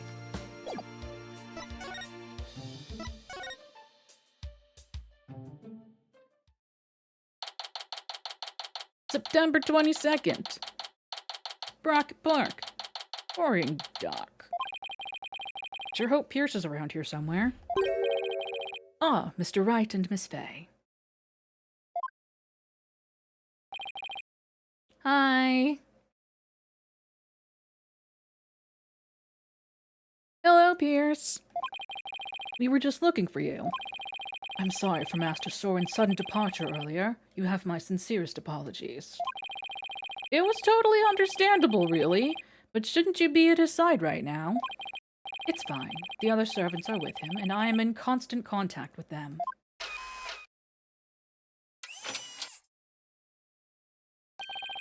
Do not forget to give him his pain medication, and be sure to keep him hydrated. Also, see to it that he is not up and about. He needs complete bed rest. Is this what happens when you're too rich for normal peasant phones? Well, LaBelle did have 2 cell phones strapped to his shoulders, so yeah. Yeah, no, apparently shoulder phones are the habit of the rich. I must return to Master Soren now, but... Did you want something of me? Actually, here's Soren's notebook. He dropped it when he collapsed. I hope Pierce doesn't notice the bloodstain. Oh, thank you very much for this. I will see to it personally that Master Soren gets it back. Thank you. Soren's notebook given to Pierce. I trust you did not look inside. Oh, of course not. Because it's filled with numerous patent-worthy ideas, you see. Look, I know you're busy, but would you mind if I asked you a few questions about the case? Well, as I said, I must be getting back to Master Soren. So if you could make it quick, I would greatly appreciate it. Alright, I'll make this as quick as I can. Okay, first things first, my badge. Second things second. And then.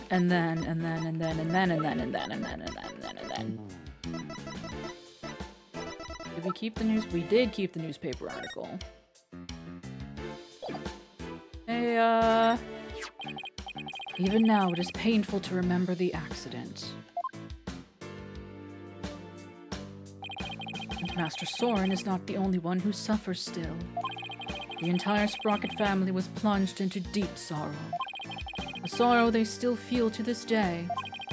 Now I can understand why Soren changed so much after the accident. And that is why I do not want you to bring up the car accident again. I hope you understand. Yes, I understand. So I guess that topic is out. Let's not talk about that. I'd like to ask you about the cover-up you tried to pull off, if you don't mind. I told everything there is to tell in court already. Disposing of anything that may harm the Sprocket family's reputation is simply a part of my job. Sounds like a lovely job description. I have nothing more to say on the matter. I will say, I do not think it's wise to spend time on topics that have already been discussed. Right.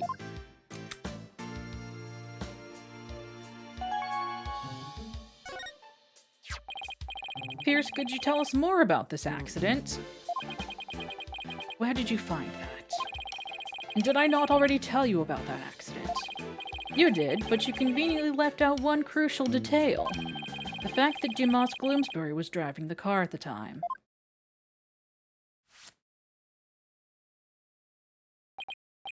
Oh, did I not mention that? I suppose it simply did not come up then. If Mr. Gloomsbury caused the accident, why didn't the Sprocket family fire him? Wouldn't that usually be the natural consequence of such a huge mistake?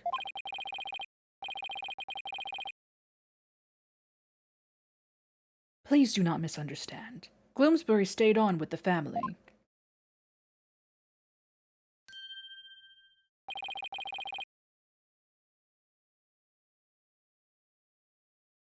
On Master Soren's request. What? That is the type of person Master Soren is. Playing the long game. Perhaps it was the influence of Miss Selena's kind nature. She was such a sweet person that even in her last moments she thought of Master Soren. How do you know that? Not only did Soren not hold a grudge against Gloomsbury, he insisted on keeping him on. Later, Biz. Thanks for hanging out. Now I really don't understand how that guy's mind works.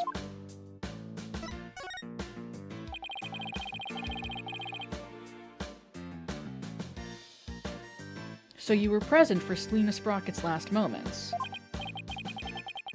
Yes, in my professional capacity. The accident happened on the way to a certain party. And what kind of a party was it?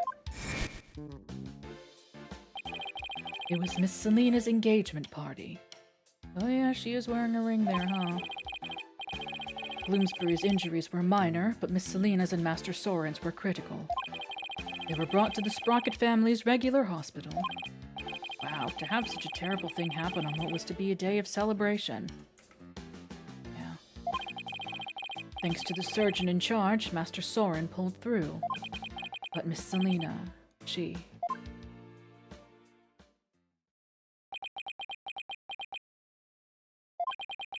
The last words Miss Selena said to me were,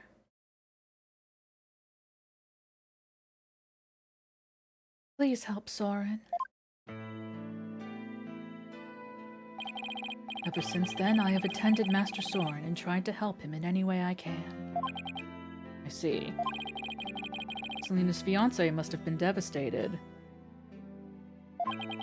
Indeed. The shock of losing Miss Selena was so great, he quit being a surgeon. Oh. He was a surgeon. Wait, so the surgeon who tried to save them both, was he... Yes, he was Miss Selena's fiancé. Yikers. What a terrible tragedy. How awful. So where's her fiancé now? Good question. I wonder that sometimes myself. So Selena had a fiancé. I'd like to find out more about him, but I doubt I'll find him anytime soon. We certainly aren't looking at him right now.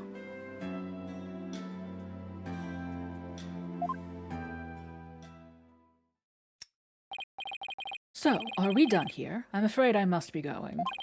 Could you please just tell me a little more about Soren? There is nothing more to tell. Can't seem to get any real answers out of him just by asking him questions. There is that piece of evidence I still don't know much about. Maybe you'll be telling me something about it. Hey, how do you feel about this? Pierce? Have you ever seen this candelabra before? No, I don't know anything about it. Kaboom! Oh boy, 3, huh? My Magatama reacted. Pierce must be trying to hide something from me. I have to break those Cyclocks and find out what. Take that!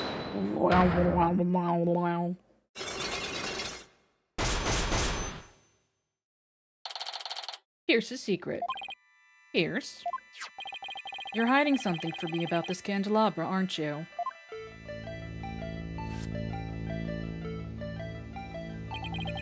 It is one of the candelabras from the Flying Chapel, is it not? Is there something special about it? Actually, yes. There's some blood on it, you see. I think the blood might belong to this person. Take that! Soren has a rather nasty wound on his body, doesn't he? Yes, Master Soren is indeed injured. Are any of the other people involved with this case injured? Not as far as I know. I see. Then let me ask you this, Pierce. Do you suppose Soren could have been more directly involved than you're letting on? What in the world would make you think that? Oh, I've got my reasons. Mr. Gloomsbury's fingerprints were found on this candelabra's stem, which leads me to believe that Mr. Gloomsbury stabbed Soren with it. You cannot possibly think Master Soren is the one responsible for the murder. I don't have any conclusive evidence of that at the moment, but I do think he had a motive. This proves that Soren had a motive to kill Mr. Gloomsbury. Take that! Even though it was an accident, Mr. Gloomsbury was the man responsible for taking Soren's sister away.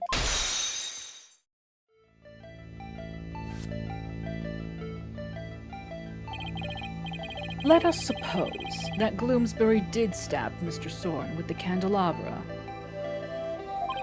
Can you prove that it had anything to do with this case? I can! He might have been stabbed at some other location for some other reason. Sorry, but I can prove it was related to this case. Oh, really?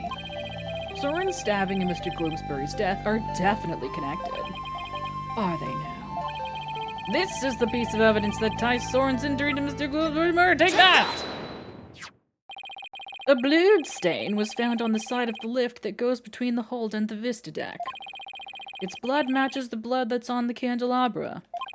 I obtained the results straight from the police, so I can assure you this information is correct. This bloodstain on the lift indicates an important fact. It shows us that Soren was there. Soren's blood is on the lift, which can only mean one thing. He was there, wasn't he? Soren was at the scene of the crime. You are very astute, Mr. Wright. It appears I cannot hide this from you any longer. Very well. I will tell you everything. Yay!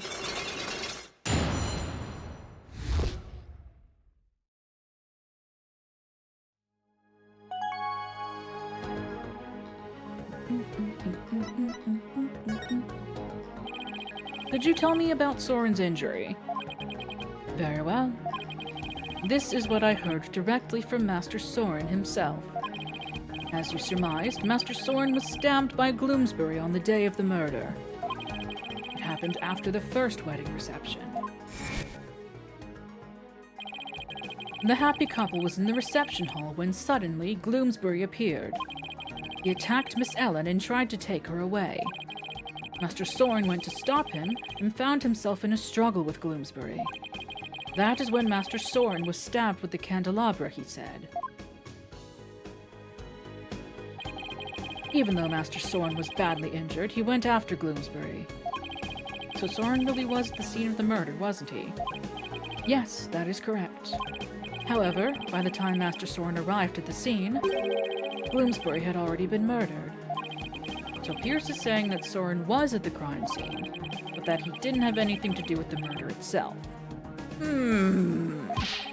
Even still, why did you try to keep such an important piece of information from me? I am very sorry. Master Soren's injury and Gloomsbury's murder were not directly related.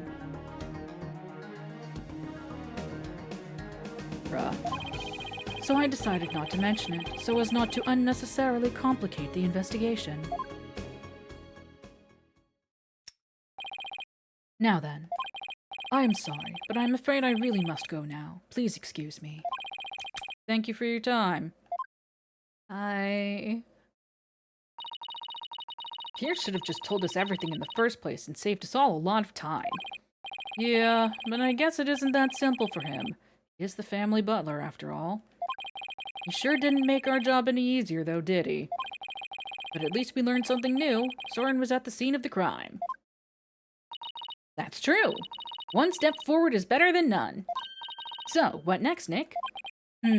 Let's see. The forensics team might be done investigating the reception hall by now. Let's go check it out. Sounds like a plan. We still haven't gotten answers. Oh my god. The map. That map. The goddamn pterodactyl. Wow, that sign really got smashed up. There were some really high winds yesterday, and they say that bench was blown right into the sun. Wow, I wish I could have seen that. If you'd been there, you would have gotten blown away by the wind too, you know. That sounds kind of fun, actually. Don't tell me you never tried to use an umbrella to fly when you were a kid. I think I'll take staying alive over fun, thank you very much. May I? May I? May I please? No? Okay.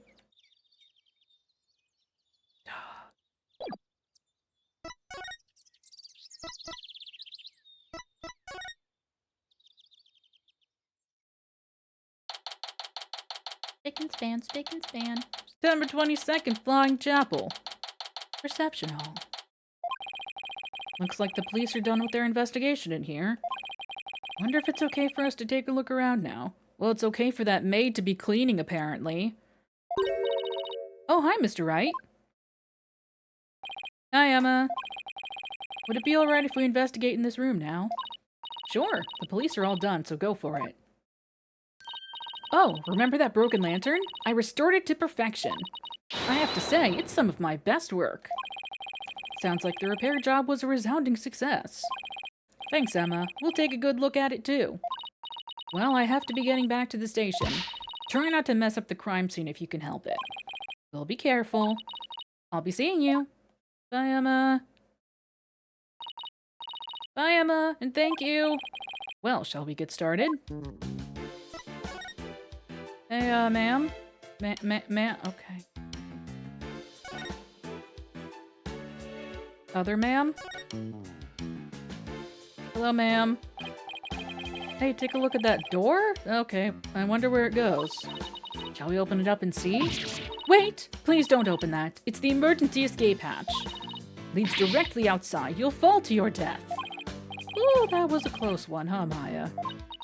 I'll say. My God. Oh, Emma. Oh, honey. Well... here's the broken lantern all patched up. And I do mean patched. That's not the correct configuration, Emma. Emma said this was some of her best work, so I know she put a lot of effort into it. It was pretty smashed up. Must have been a lot of work to piece it back together. Well, she gets an A for effort at any rate. That handle should be on the inside. Huh? This wheel handle on the back has some blood on it. Looks like somebody gripped it with a bloody hand. Maybe the blood got there when the killer was putting old Doom and Gloom's body inside. Do you see anything else worth noting? Well, there's another one of these lanterns over there, so it might be a good idea to really compare the two later. Updated broken lantern. Yeah, or right now. Or right now. How about right now? Because it's wrong! This is the unbroken peggable lantern. And this is the one that Emma restored. I wouldn't say they look exactly the same, more that they're made up of the same parts. Wait a minute. What is it, Maya? I think there's something off about this peggable. Just about everything about it looks off to me. I'm not quite sure what it is, but some detail isn't quite right. Show me the restored lantern again. Hey, I know. It's this, right? What? Where? The thing about the wrist... yeah. The color of the wheel. Look, it's the wheel handle. It's a different color altogether.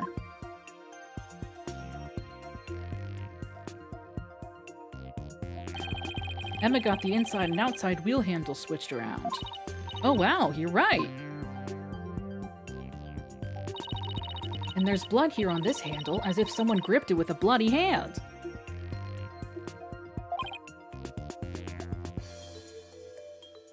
Right. Which means that the blood got on the handle from inside the lantern. Do you think the blood got on there when the killer was putting the body in the lantern? It's really hard to say at this point. It's not like we have a picture of the victim with a bloody hand. That'd be too easy. That would be far too easy. His left hand, which he would be using because he's left-handed. That's too easy.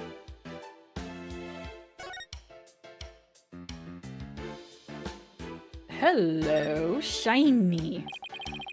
This is where the murder weapon, the timekeeper, was displayed. I guess it's in police custody now. Huh? What's this? A key!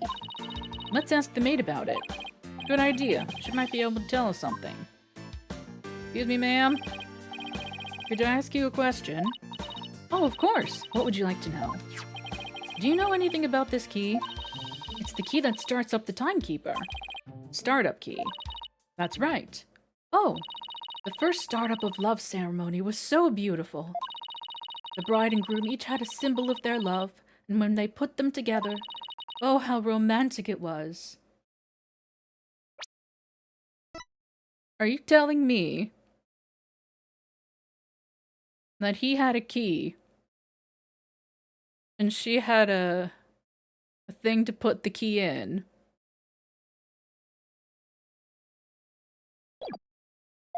Sounds romantic. Key of love added to the court record. First startup of love ceremony.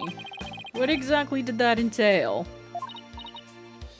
Oh, it's a ceremony in which the couple activated the timekeeper together for the first time. I suppose it was kind of like a cake-cutting ceremony. And what are these symbols of their love you mentioned? Well, that's kind of an industry secret, so I can't really say. I'm sorry. I'd better be getting back to my work. Looks like there's an order from above not to talk about it.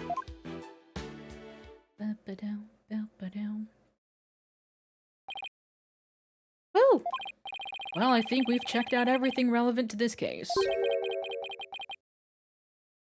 What are you two doing? Oh, hang on, I'm gonna guess.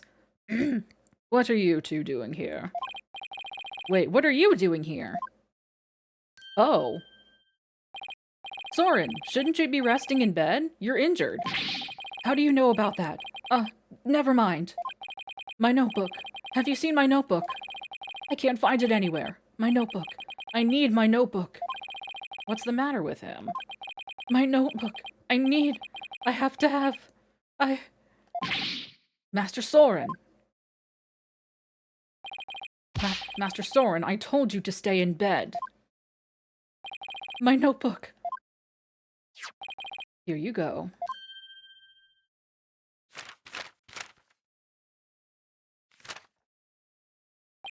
Yes, this is it. Soren gets emotionally unstable without that notebook of his. It's like he's calmed down now. Soren, do you mind if I talk to you for a minute? I cannot allow you to do that. What if his wound were to open up again? He needs to rest. I guess you're right. Now, if you will excuse us. Master Soren, let us retire. All right. There they go. Hirsch is right. I guess he really isn't in any condition to be questioned. Can question him at the hospital.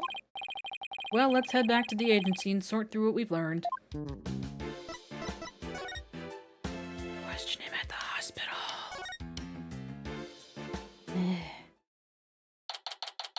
September 22nd. Write anything agency.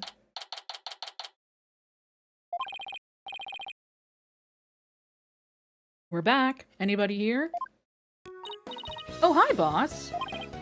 Athena, I thought you were with Jersey. I guess you could say that I'm taking a short break. But enough about me. What about the investigation? Did you find out anything? Well, turns out that the third person Ellen says she saw at the crime scene might have been Soren Sprocket. What? Really? I always thought he seemed sus. Thing is, by the time Soren got to the Vista deck, the murder had already occurred, apparently. Good point, Detective. No way, I don't buy that, not for a second. Actually, hang on. The times that we saw him, that was like a public clinic. These people go to a rich people hospital. He wouldn't be there. They wouldn't let him in. Probably. It's a cover-up. A cover-up, I tell you. That's certainly a possibility. And as a lawyer, it's certainly a possibility I have to pursue, but... But what? It's your job, right? So pursue the heck out of it. Just do it. Do it. Yeah, but... Is that really what's best for Ellen? Soren could be found guilty if the truth comes out tomorrow. But if we don't pursue this possibility, Ellen could be found guilty instead. Oh man, either way, it sure doesn't spell out happily ever after for the two of them. So what are you gonna do, Mr. Wright? Can't let an innocent person get convicted. So I guess all I can really do, is pursue the truth. Even if it ends up devastating Ellen. What a tough call to make. Still, there's always a chance, right? That's true. That's very true. Maybe something will come up during the trial that will save their marriage. I hope so. I really do. Well, Maya, let's go. Break the news to Ellen, you mean? Yup. Mr. Wright, please take me with you. I bet I could help you counsel Ellen through this piece of bad news. Athena, I appreciate the offer, but don't you have somewhere else to be? Do I? Athena! What are you doing here? I've been looking all over for you. Come on now, let's get back to practicing. No, wait. My body can't take it anymore. Boss, you gotta help me. A lawyer always keeps their promises, Athena. But boss! If you bail on me one more time, Athena, I'm going to use a real blade on you.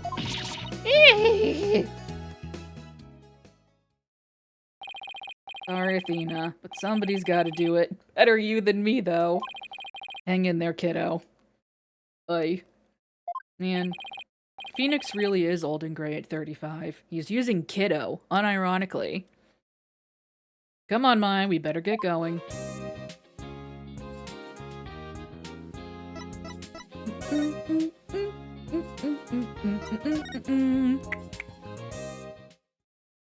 Hi, Ellen. September 22nd, Detention Center Visitors Room.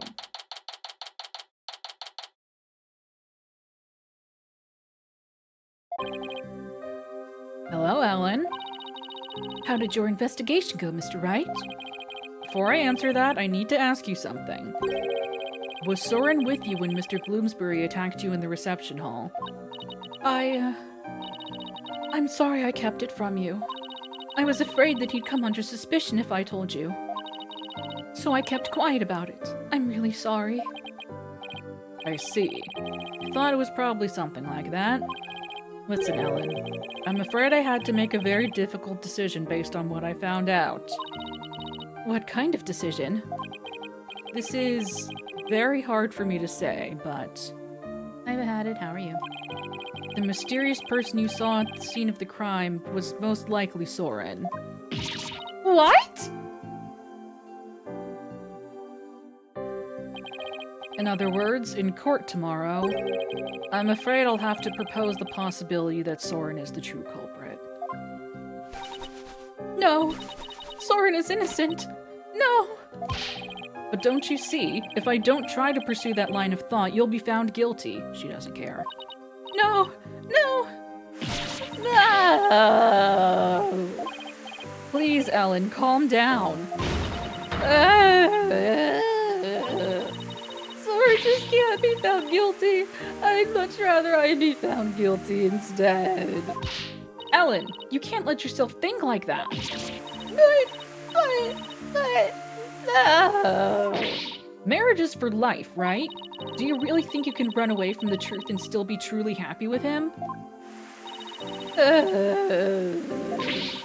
You're not married. How can you possibly understand? Technically, you're not either. Sometimes you've just gotta do whatever it takes to make things work. But, Nick, you talk to her. What? I'm not married either. Yeah, you are, Nick. Hey, don't just dump this all on me. Mr. Wright, I'm innocent, and Soren is too. No, please, prove our innocence in court. I'll certainly do everything in my power. I just hope she doesn't lose control like this in court tomorrow. Well, now you've said it, she's gonna. To be continued.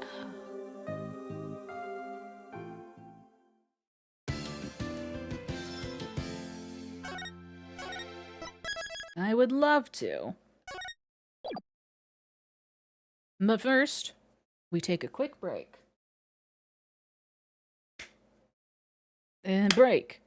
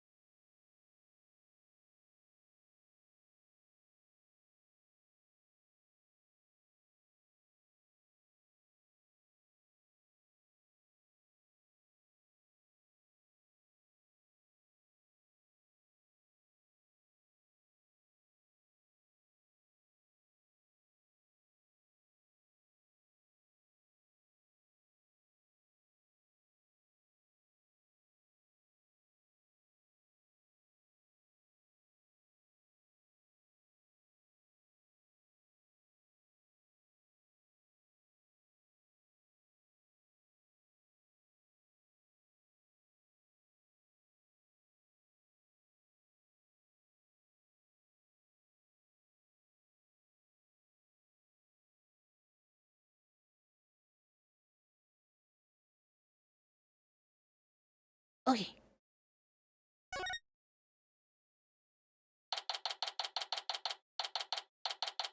September 23rd, 8:50 a.m., District Court Defendant Lobby, number 3. So the one thing we found out yesterday is that Soren was there at the crime scene. I only hope I can get some testimony from him that'll get to the heart of the matter. Mr. Wright? Good morning, Alan. Look, I'm afraid you might not like the result of today's trial. Nevertheless, don't tell me you're still thinking of going that route. Soren is innocent. He can't be found guilty. Take me instead. Ellen, please try and get a hold of yourself.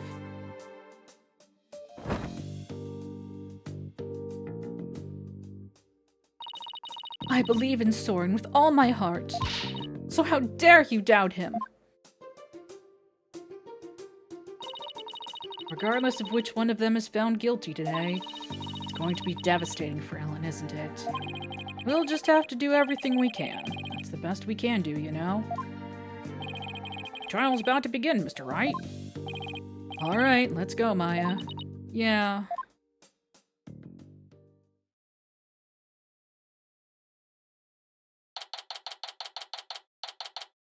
September 23rd, 9 a.m. District Court, courtroom number 4? 6? Dang it. Day 2 court is now in session, all rise! Man, looking at the clock.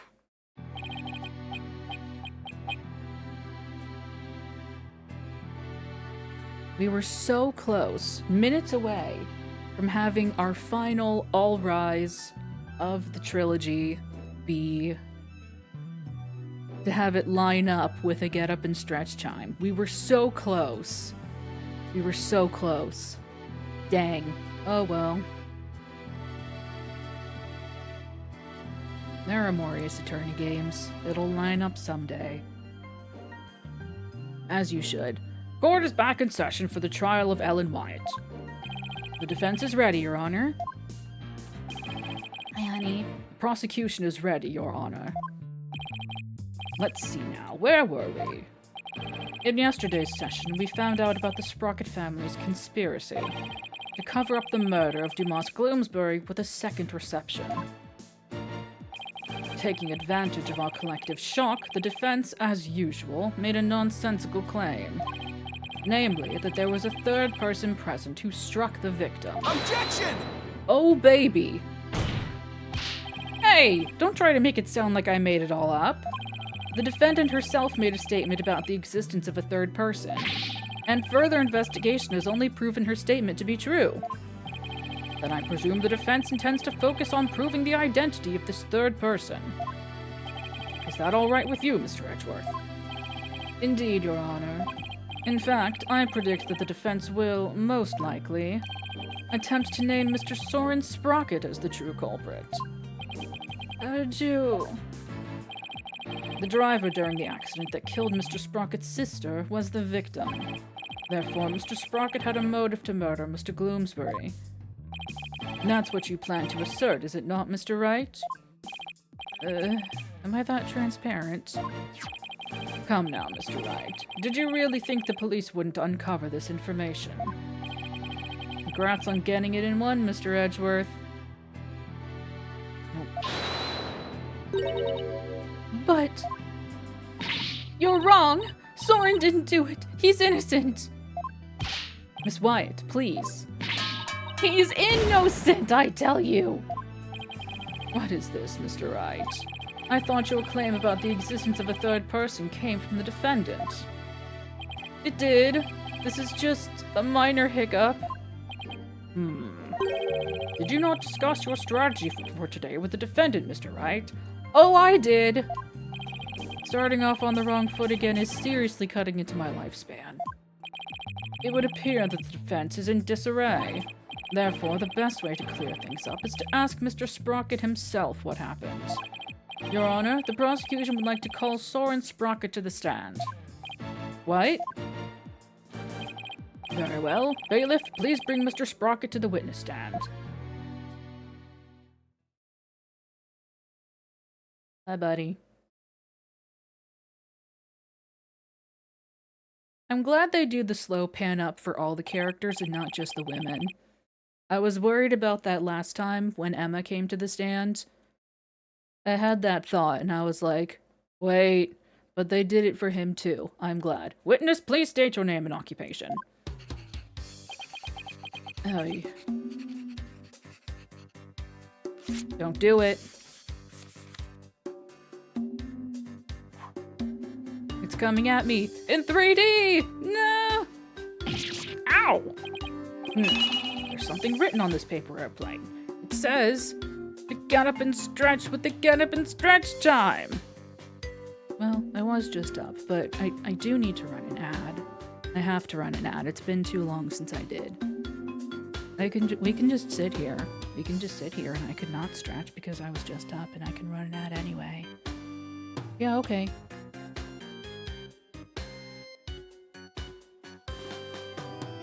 Hello, non-ad watchers.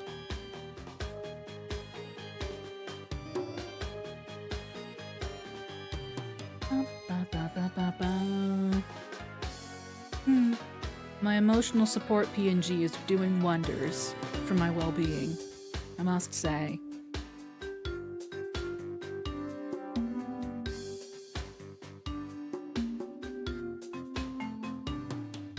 Oh, you.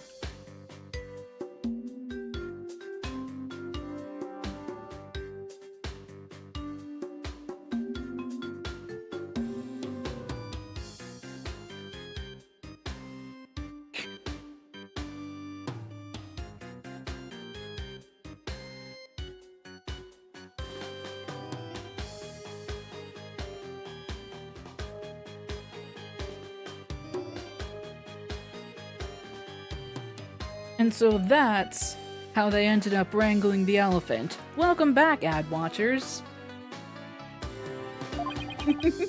Let's see. Soren Sprocket, Managing Director of Sprocket Aviation. Mr. Sprocket, please give your answers in words, not paper airplanes.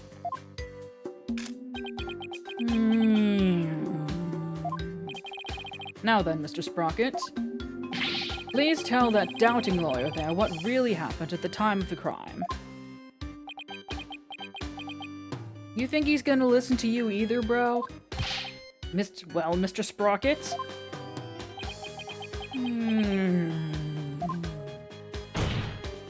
Mr. Sprocket. All right. You want me to talk about what happened when the crime occurred? In other words, after the first wedding reception. When Ellen and I were in the reception hall, right? Not even the power of the court can stop him from marching to the beat of his own drum.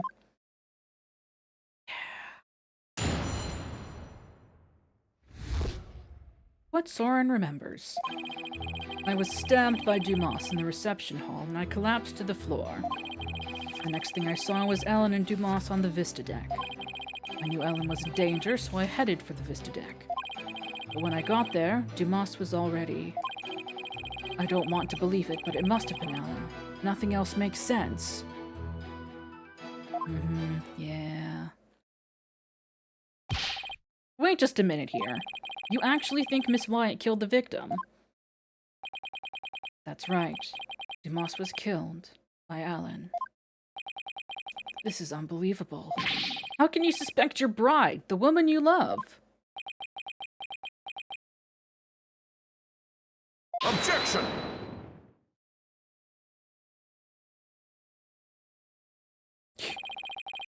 The truth can be cruel. Miss White, you must be very upset. Is there anything you wish to say? Oh no. Oh no. They took the anime sparkles out of her eye. The anime highlight in her eye is gone. That's bad. No. Can't believe this. Soren. I thought that at least you would believe in me. The best way now to show your love for your groom is to admit your guilt and try to atone. Soren. Hold it! Mr. Edgeworth, I haven't even cross-examined the witness yet. And quit picking on the clearly distraught! Yeah, that's so not cool, Mr. Edgeworth. A court is where we seek the truth. And the truth is unyielding, even to the truly pitiful. Mr. Edgeworth, I find it distasteful to make a lady cry. Et to your honor.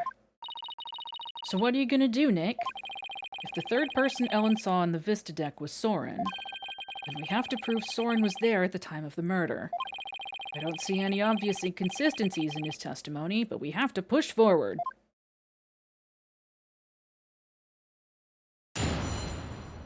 Boom, boom.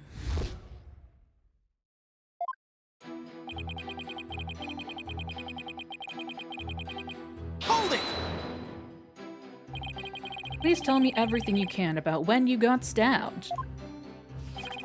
After the reception, Ellen and I were enjoying a moment alone in the reception hall. Then Dumas appeared and stabbed me. He grabbed Ellen and the timekeeper and left the reception hall. Did Mr. Gloomsbury say anything at that time? I don't remember. After I was stabbed, I was immobilized by the pain. I see.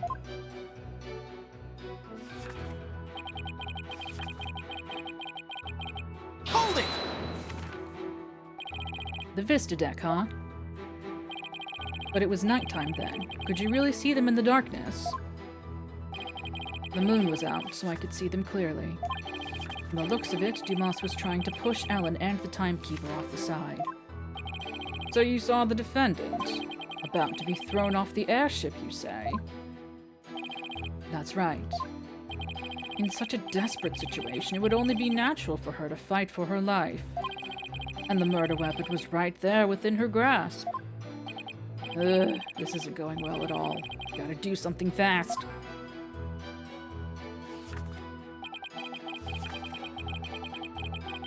Hold it! I understand that your bride was in danger, but were you really able to move with a stab wound to the gut? I was desperately trying to push the pain out of my mind. I see. So adrenaline kicked in and gave you strength, is that right? I don't see much of anything in this statement I could refute. That's right. I almost passed out several times as I made my way to the Vista deck.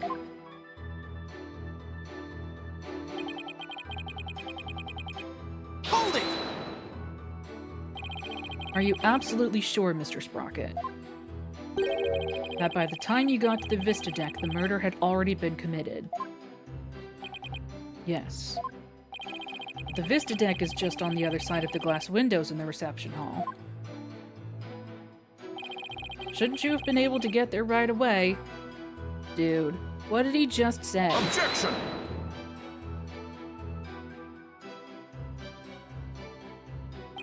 Mr. Wright, have you investigated nothing? Oh, right. The only way to the Vista deck is to go to the hold and take the lift. Oh.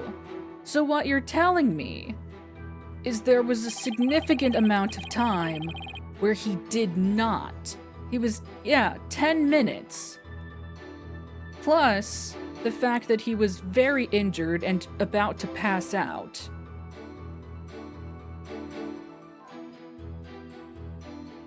Yeah. So you're telling me there were at least 10 whole minutes where he did not have eyes on the victim and Ellen. How interesting. No matter how much one hurries, it would take at least 10 minutes. Well, that's unhelpful. But Soren had to have gotten there before the murder, or my claim won't stand. Do you have any ideas for me, Maya? It's definitely easier to prove that someone did go to the hold than not. I mean, you can't leave anything if you don't go someplace, right? Can't leave anything. Wait a minute. I think Maya's onto something here. Can't leave anything if you don't go yeah, I guess. The lack of a certain something actually proves that Soren didn't go to the hold. What's the matter? Are you stumped already? No, I'm far from stumped, Mr. Edgeworth. I'm a whole goddamn tree. I know for a fact that Mr. Sprocket didn't go to the hold. You and your paper-thin bluffs. Mr. Sprocket's bloodstain on the lift proves he went through the hold. So what possible proof could you have that he did not, in fact, go through there? You want proof? You got it. You can do this, Phoenix. There's gotta be proof that Soren didn't go through the hold. What do you mean? Well, Mr. Wright, you can't leave something if you didn't go there. You can't leave something if you didn't go there. You can't leave something if you didn't go there. You can't leave something if you didn't go there. Take that! As anyone can see from the hold entry record, there's absolutely no mention of Soren Sprocket entering the hold. The defense asserts that Mr. Sprocket used a different route to get to the Vista deck. You can assert all you want, Mr. Wright, but can you actually prove another route exists? Can I prove the existence of another route to the Vista deck? I mean, I can't. I didn't build the goddamn airship, but somebody here did. Well, now that I really think about it, I guess it's going to be hard to prove. But I can't back down now. The trial will be over if I do. Only one thing I can do at a time like this. Lie like a dog. I can prove it! Yep. Even if it's just a bluff, I have to present something. Anything that could prove the existence of a faster route to the Vista deck. Very well then, Mr. Wright. Show us how Mr. Sprocket got to the Vista deck. Made for the Vista deck through here. I mean, there's this door. She said it goes off the side. Take that! I guess. To save his bride from danger, Mr. Sprocket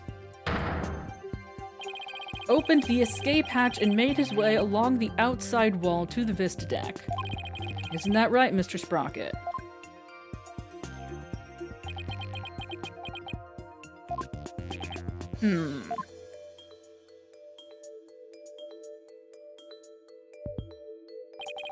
That would certainly be a much faster route to the Vista deck. But it does mean that listen, he still didn't have eyes on it. Objection!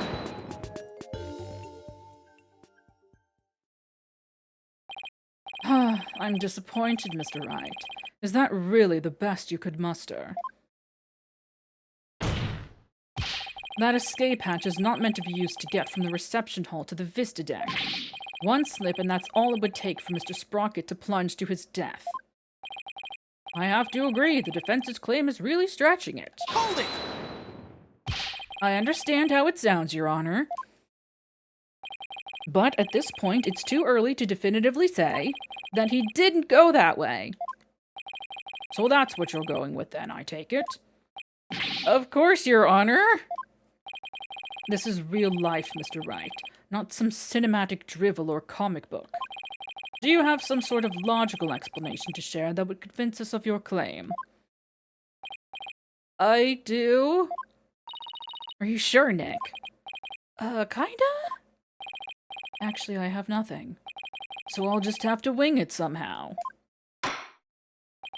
On what do you base your theory that Mr. Sprocket made his way along the outside? My theory, based on... I mean... power of love?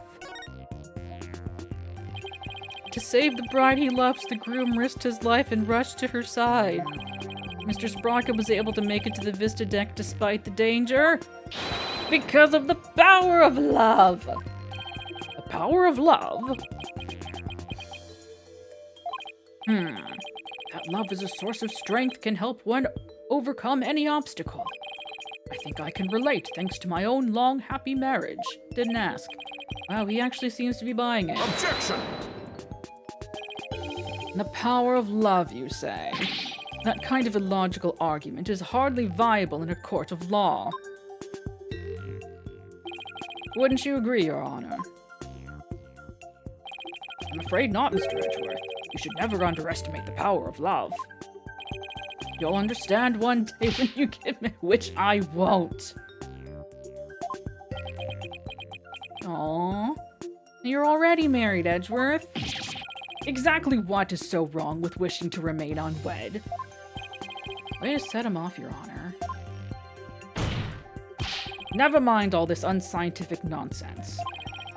Are you aware, Mr. Wright, that at the time of the crime, there was a huge propeller turning at full speed between the hatch and the vista deck? Even if a person were to go outside through the hatch.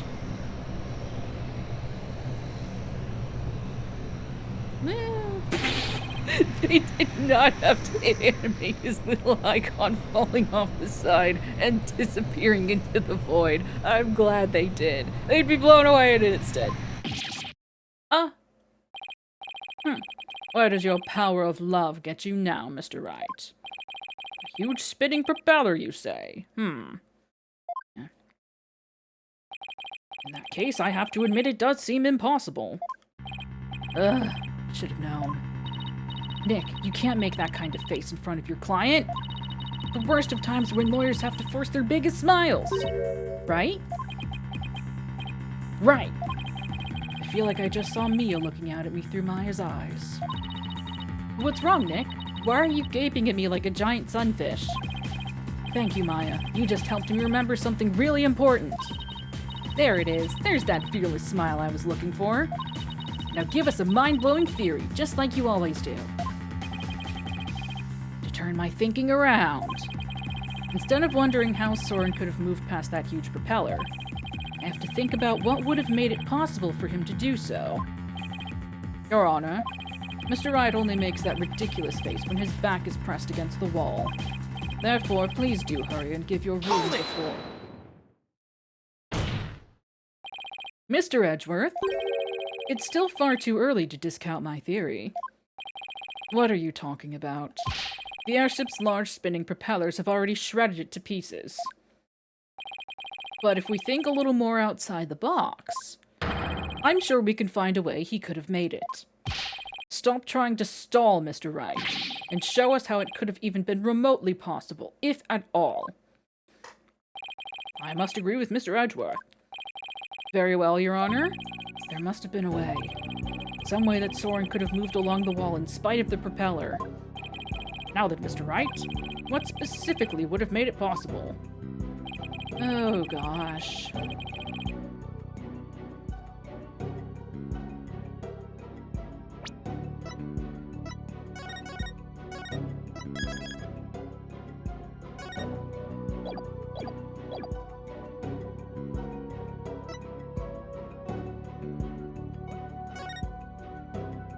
Yeah. What allowed Mr. Sprocket to go along the outside wall in spite of the propellers? Is the location of the flying chapel at the time of the crime. The location of the flying chapel? Wasn't it flying high in the sky? No, Your Honor. I'm afraid it wasn't. What? Then where was it? At the time of the murder, the airship wasn't flying through the sky, but moored to the ground. What? And if the airship wasn't flying, then that means... It wasn't Christmas. The propellers weren't turning. He's stimming. We're on to something. In which case...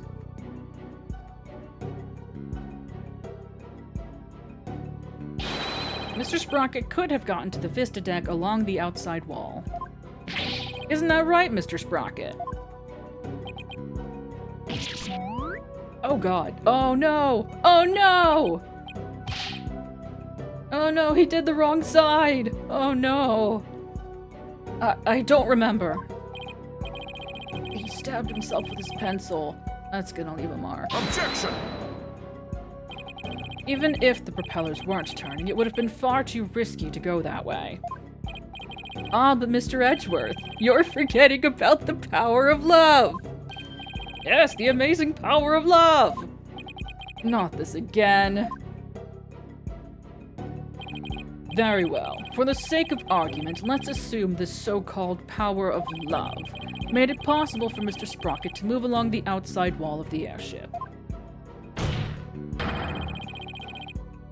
Ooh. Nice. Can you prove that the airship was tied to the ground as you claim, Mr. Wright? I can. Well, I don't have any evidence that proves where the airship was at the time. I do. You can prove it, can't you? Maya, can you think of anything we can use to prove it? Can't say I can. Oh, wait. Didn't somebody see something outside a window at the time of the crime? No thanks. I think I remember someone saying as much. Do I have a piece of evidence that shows what was outside the airship? Well, what are you waiting for? This piece of evidence shows what was outside the airship at the time of the crime! The pterodactyl! Take that! This piece of evidence! I am a coward, I'm very sorry. What kind of lousy drawing is that? It's a drawing made by Larry Butts. And what can you prove with that poor attempt at artistry? Larry made this drawing before he switched the lanterns, so it must have been right around when the murder was being committed. Now, if I could direct the court's attention here... Is that a pterodactyl? Does that mean the airship actually went back in time to the Cretaceous period? Objection! I smell very good, I'll have you know. We've already proven that time travel is nothing more than a gimmick, did we not? We did, and I have no intention of bringing up that argument again. For now. But this drawing shows us an important piece of information. It shows us that the airship was actually moored on the ground. And what makes you so sure? That's easy. All you have to do is consider who made this drawing.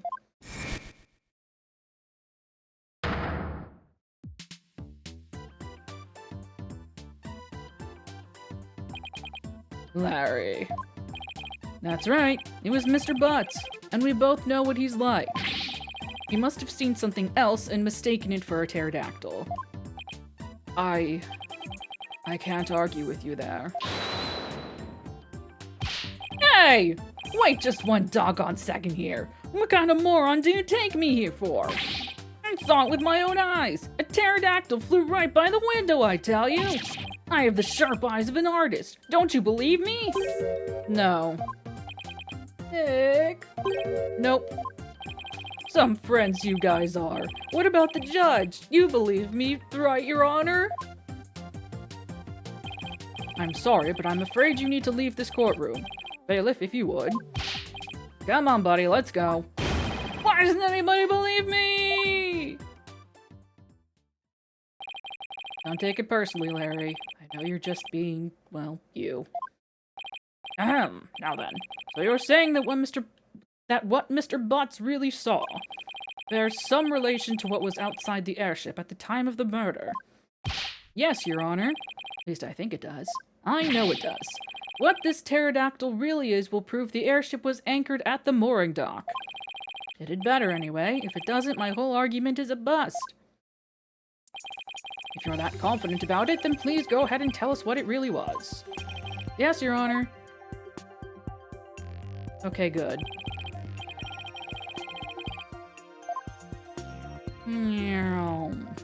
Take that! Please take a good look at this sign. The sign?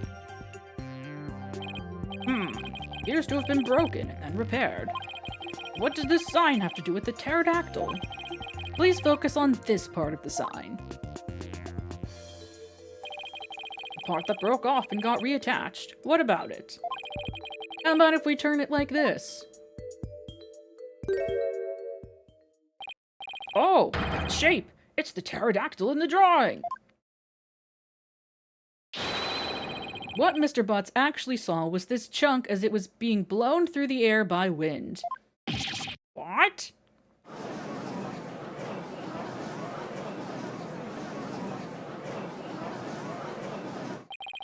On the day of the murder, there were some heavy winds in the area of the mooring dock. But it's hard to imagine that this sign would make it up as high as an airship would fly. That means the flying chapel must have been anchored at the mooring dock that night.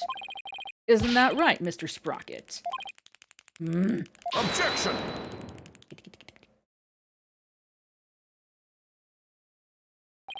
That's more than enough of this power of love nonsense, you pop culture junkie. Hi, Fang. Hello. Hi, Poe. I love you. Present all the proof you want, but your argument is based far too much in conjecture. Why don't we return to reality now? What do you mean, too much conjecture? Even if the airship wasn't flying, that alone doesn't prove the witness went along the wall. True, even now it's no more than a possibility. Then how do you propose Mr. Sprocket got to the Vista deck, Mr. Edgeworth? I noticed something as I went over the evidence. Please take a look at this hold entry record. What about it? Are you gonna update it? I don't see Mr. Sprocket listed on here anywhere. Don't you remember? In yesterday's session, we had a very similar kind of argument. Did we? Honestly, Mr. Wright, are you going senile already? We talked about Larry Butts using the defendant's keycard to enter the hold. Oh, we did talk about that, didn't we?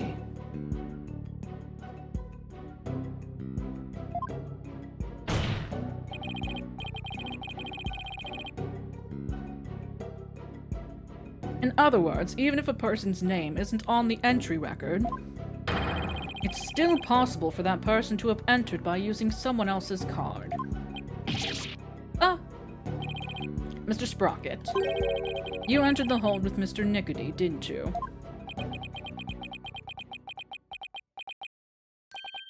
I did. What? Why didn't you tell us that in the first place? Pierce is indispensable. I didn't want to mention him unnecessarily and risk having him wrongly accused. Couldn't do without him. Mr. Sprocket, I ask that you testify in greater detail about your movements that night. Then why were you so nervous when we were talking about going along the outside? The truth! The truth is I went to the Vista deck with Pierce. That's why my name doesn't appear on the hold entry record. I was badly injured from being stabbed, but I was frantic. By the time we reached the scene, it was all over. Well, this doesn't help me one bit. Mr. Sprocket, you've concealed information from us time and time again. Who do you think you are, treating this court of law with such irreverence? I don't know. Literally all of our other witnesses except for Emma. That being said, I do appreciate the testimony you gave just now. Uh-huh, you go on the stick and carrot approach? Thanks to you, we now know why your name doesn't appear on the entry record. Now there are no more inconsistencies in the witness's testimony. That's Mr. Edgeworth for you. He never leaves a loose end dangling. You okay, Nick? I wouldn't exactly call the situation okay. Somehow I'll have to coax the information we need for an opening out of him. I even can, that is. Boom, boom. But woof. Hold it! You didn't mention this because you didn't want Mr. Nickety to fall under suspicion. Is that because he has something to hide? I just didn't want the police to take up his time with all their questions, that's all. Neither the company nor the household would function smoothly without him. I see. Wow, it sounds like Pierce is absolutely indispensable to the Sprockets. Anyway, getting back to your statement, when did you meet up with Mr. Nickety? We met up on my way to the Vista deck. I think Pierce and some of my relatives were on another floor. But Pierce heard the commotion and came running to my aid. You could hear the pandemonium all the way from another floor. Mr. Wright, would you like the current statement out of this? Yeah.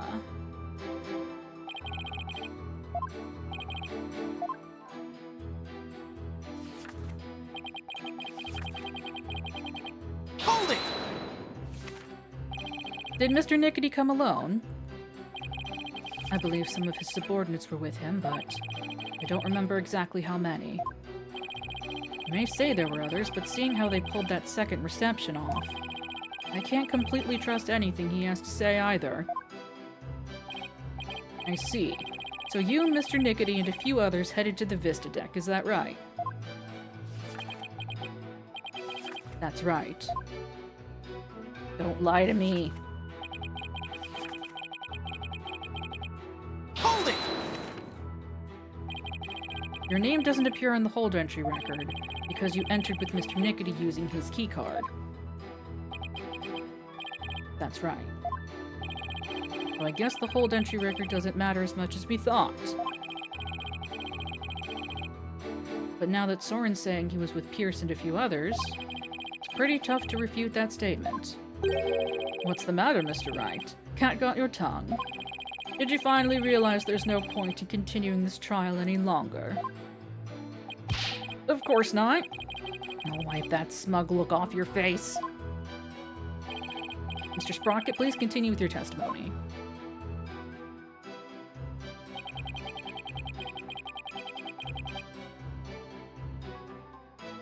I'm gonna leave that one for now.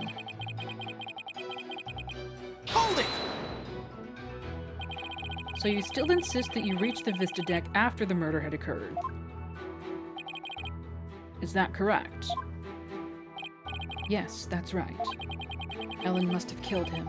There's no other explanation. I guess whether Pierce was with Soren or not doesn't change the outcome. I guess not. In fact, more witnesses actually makes it worse for us. Another cover-up. Too many secrets. Mm-hmm.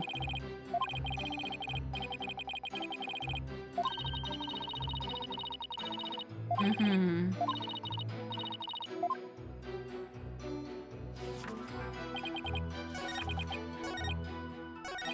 Hold it!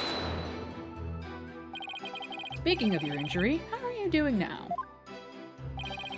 The knife wound is deep and continues to throb with pain. Knife? Fortunately, my internal organs were spared, but one wrong move would have spelled the end for me there. Even so, I've seen you up and about all over the place since the incident.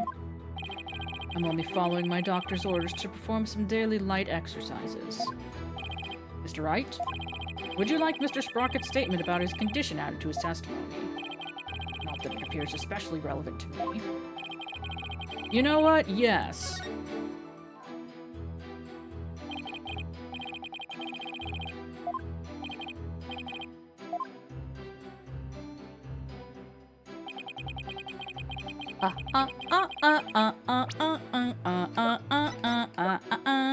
Objection!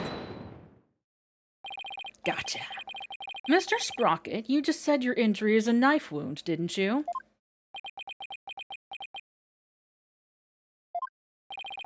But the weapon you were stabbed with was this candelabra. A fact I know you're quite aware of.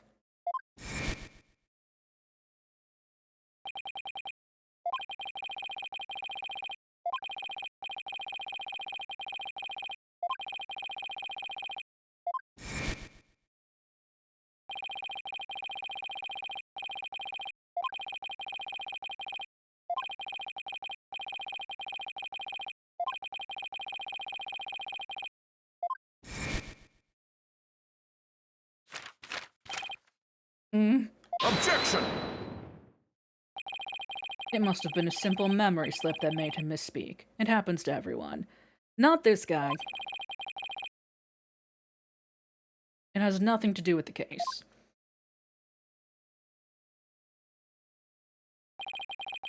You must be pretty desperate to point out something so minute. I have to agree, Mr. Wright. Hardly need to make such a big deal over such a small mistake. But I contend that it's an important inconsistency. Besides, I couldn't find anything else. This is the only thing I had to go after. And I say it's not important. Now let's not waste any more time on this matter. I agree. Everybody has a little memory lapse every now and then. Hold it! But Your Honor, please let me explain. But can you? Can you really explain to this court what makes this slip so important? Yes, I can, Your Honor. After all, it was Soren himself who told Pierce that he'd been stabbed by a candelabra. This is more than a simple memory slip. There has to be some kind of reason for it. Well, Mr. Wright, please explain why the witness's slip of the tongue is so important. The point to focus on here is why the witness would mistake the weapon used to stab him. Carefully, Phoenix. This could very well change the course of the trial. I see. So why did the witness make that mistake, Mr. Wright? Mr. Sprocket identified the wrong weapon.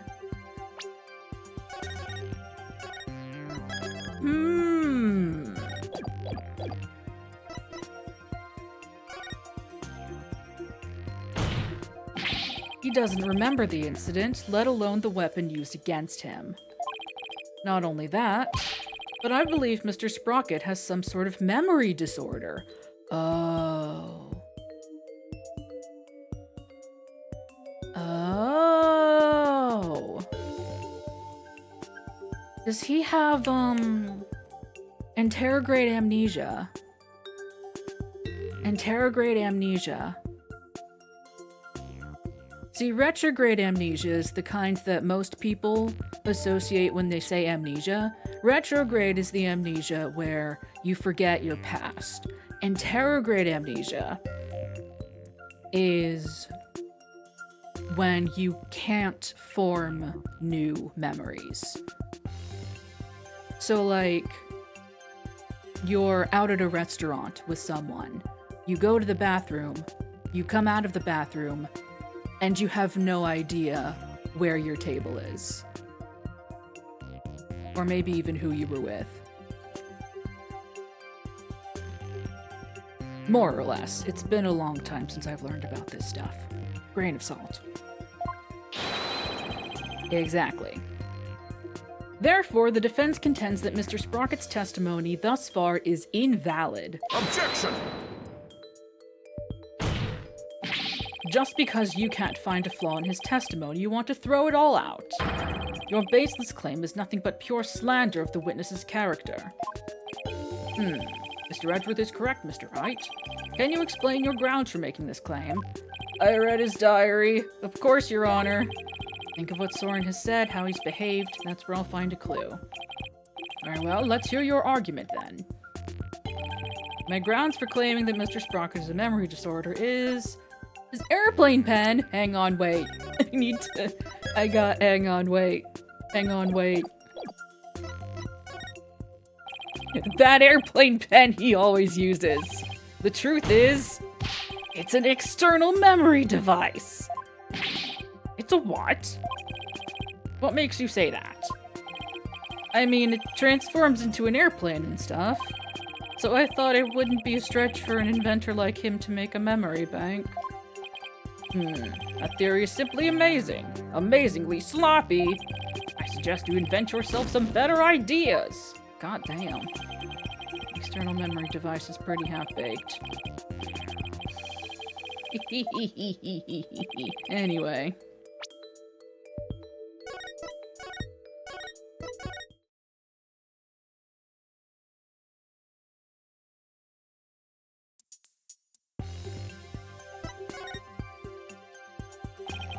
The notebook he always has with him. I saw daily events and information about the people around him recorded in it. Like a diary, perhaps. Oh, way more exact. No, Your Honor, it's much too detailed to be an ordinary diary. It's more on the order of a database, actually. A database, you say? That's right. For some reason, Mr. Sprocket is apparently unable to retain memories. That's why he writes every little detail of his life down in his notebook. Objection! How could you possibly know that for sure? I read his diary. He might just be an extremely compulsive person. I thought so too myself at first. To be honest, we accidentally got a stain on that notebook yesterday. You mean you got a stain on it? Hey, you're the one who tried to grab it out of my— Objection! Never mind whose fault it was, just get to the point already. Right, sorry. Mr. Sprocket. The page Miss Fay got a stain on yesterday.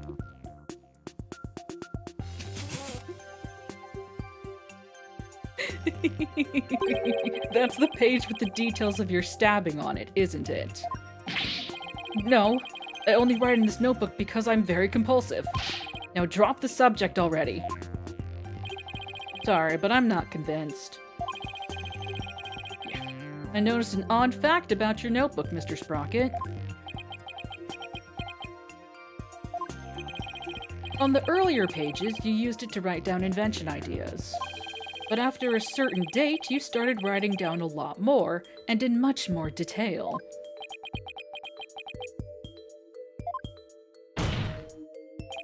I believe your memory disorder stems from what happened on that date.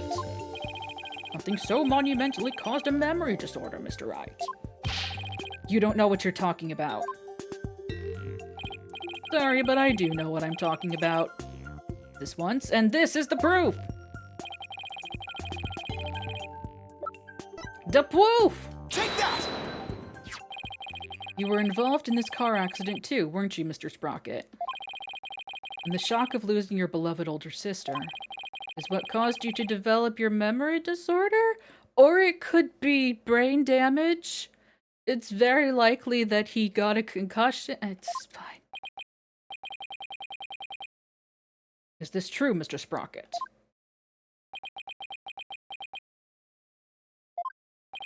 Well, is it?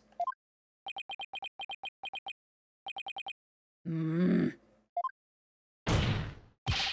Sprocket. Ugh. It's true. That accident did something to my mind. What? Ever since that day, every time I go to sleep, I lose my memories. And when I wake up, the most recent thing I can remember is the day I lost my sister. Oh. It's as if I'm constantly going back in time. Oh. Okay, maybe that is psychological then. It could be both, but it's probably psychological. What? That's truly tragic. An inconsolable time traveler who goes back in time whenever he goes to sleep.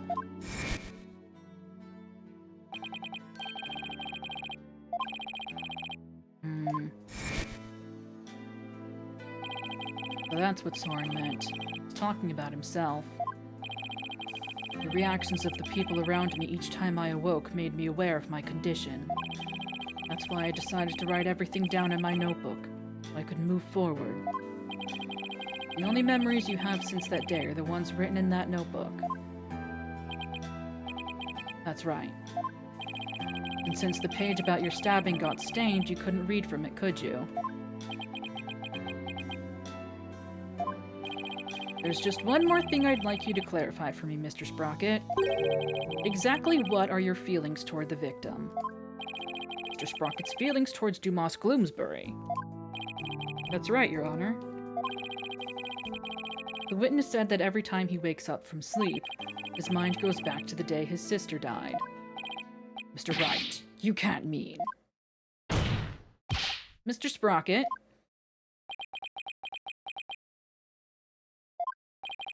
Your pent-up feelings of anger and resentment towards Mr. Gloomsbury for the accident were renewed each and every time you woke, were they not?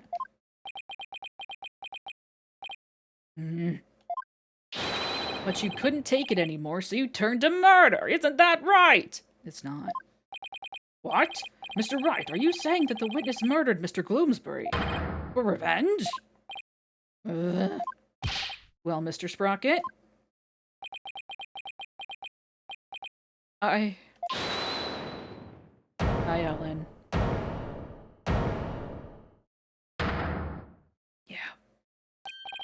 Miss Wyatt?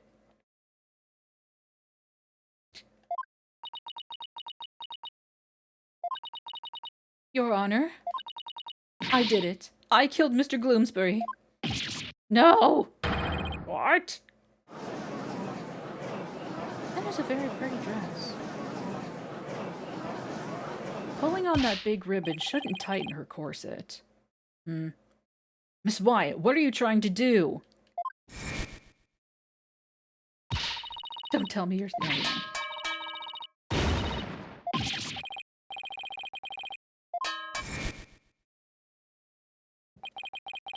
I guess she really meant it. My Soren didn't do anything wrong. I'm the one who should be convicted. Are we to understand that you're confessing your guilt? No, no, no! Now wait just a minute here. Ellen, why would you cover for me? After I testified that I thought you must have killed him. I'll admit, I couldn't believe my ears at first. But all I want is for you to be happy. Your happiness is my happiness, Soren. But without my notebook, I'd even forget those feelings of yours by tomorrow. Knowing that, do you still feel this way?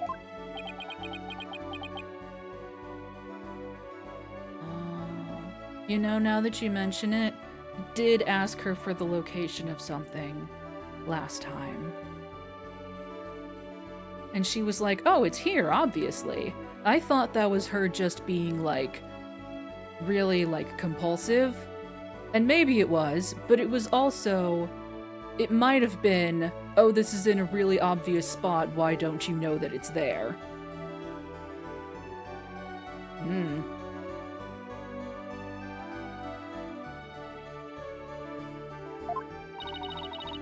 You've loved me all this time. The same way you did before the accident. That's how I know. That you're the same person I've always loved. No disorder can change that. Ellen. Your Honor, there are 2 things I'd like to correct. 2 corrections? What are they? First of all, I want to withdraw one of my statements.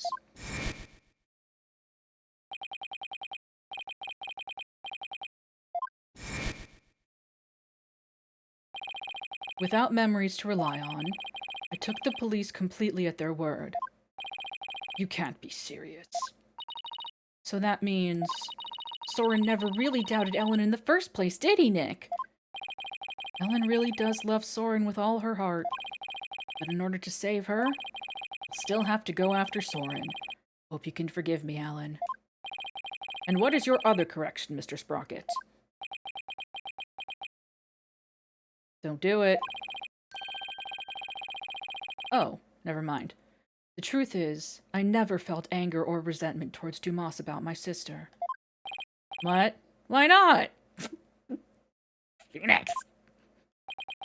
That's because the one who caused the car accident was me.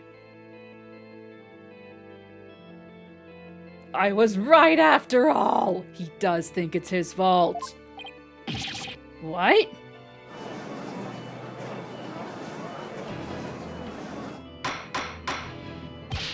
Order, order, order, order. Please continue, Mr. Sprocket.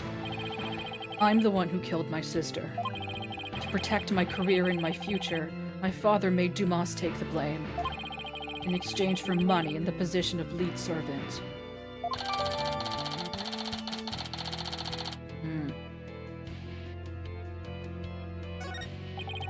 So you see, Dumas must have held a grudge against me, not the other way around. And he must have attacked Ellen to get his revenge on me. Are you sure about all this, Mr. Sprocket? Very sure. It's all been written down in detail in my notebook. That notebook is important evidence supplying background to this case. I must insist you submit it as evidence. Oh boy.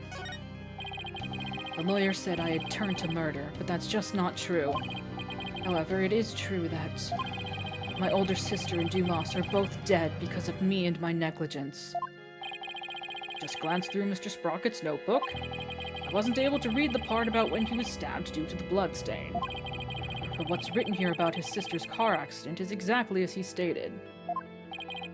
Your Honor, as long as it matches what's written in that notebook, can we still take the witness's testimony as valid in spite of his memory disorder? Yes, I believe we can. I understand now that the witness's memory is in disarray. But what if Mr. Sprocket himself wrote... If what Mr. Sprocket himself wrote in this notebook is true, then that means by the time Mr. Sprocket's party reached the scene, the victim had already been killed. Edward's right. I'm still in the same bind as before. But should I really simply accept the contents of the notebook as a substitute for Soren's memory? No! Absolutely not. Well, Mr. Wright, what do you think? Will you accept Mr. Sprocket's notebook as an official representation of his memories? I mean, for everything else, yes. But this, no. Absolutely not. Wait a minute, Your Honor. The defense requests a chance to examine the notebook to see if it's trustworthy. Hang on.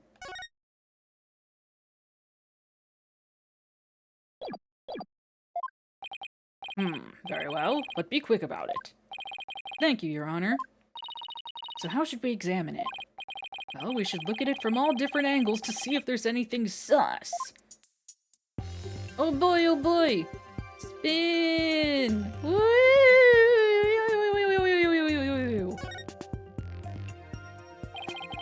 No point if I don't look at what's inside. I have to open it. With your permission, Soren, here I go. Oi. Yikes. Oh, it's just the page Maya Cuddle stained. And I guess it's not going to be very helpful at the moment. I'll keep going. This is the last page where there's writing. Something about this page doesn't sit right with me. Take a closer look.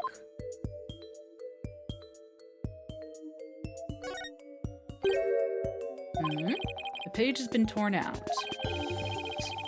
It looks like there was something written on it. Oh, can we do the thing? The pencil thing! It looks like a page has been torn out here. Mr. Sprocket, do you know what was written on it? No, of course he doesn't!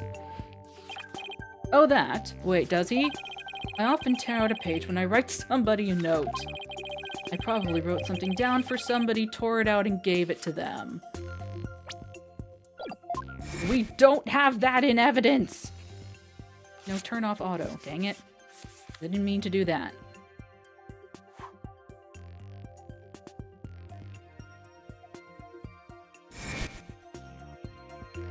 Turn it off. Oh, yeah! We still don't have that fucking note in evidence. I wanted that note! That solves that, then. Objection! Wait a minute. We can't ignore the possibility that something important was written on that page. But now that the page has been torn out, how can we determine what was written there? Oh boy, oh boy, oh boy, oh boy, oh boy. Well, let's see. To find out what was written in the notebook, we should... Oh, I guess we could. I guess the fingerprint powder works. Right? Does it? Heat it with a lighter. Set it ablaze. Yeah. If we use fingerprint powder on the notebook, we might be able to see what was written. Just use a pencil. Fingerprint powder. Well, if the writing left indentations on the blank page behind it, fingerprint powder could make those small indentations visible to the naked eye.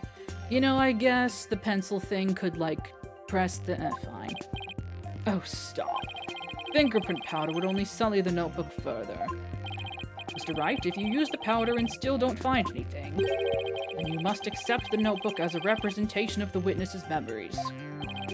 Alright, Your Honor, I understand. If I don't find anything, it's all over anyway. Powder, don't fail me now.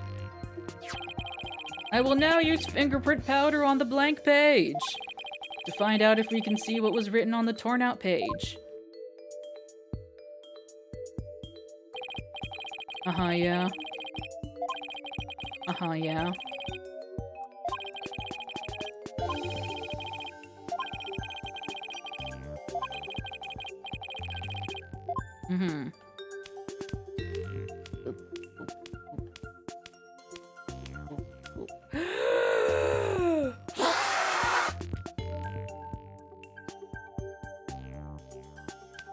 Oh, we're zoomed way in. Oh.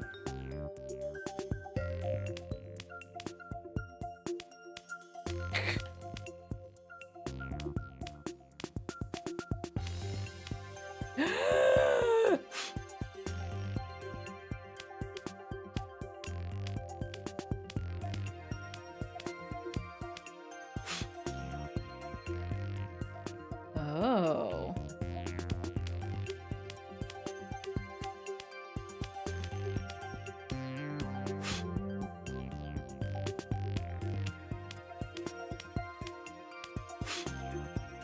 Huh.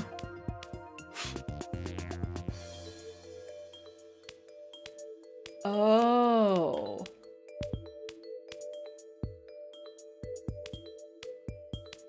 So it is kind of what I said earlier. Except there's now an extra element of he doesn't remember. He doesn't remember.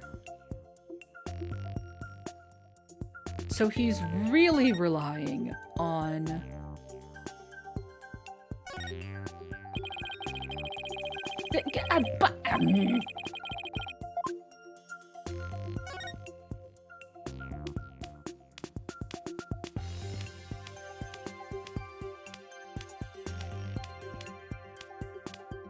It's probably my badge, you're so right.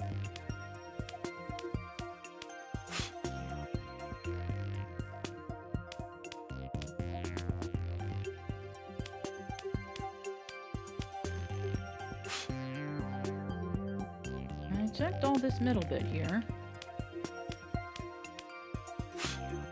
Yeah, okay. Maybe they want this part.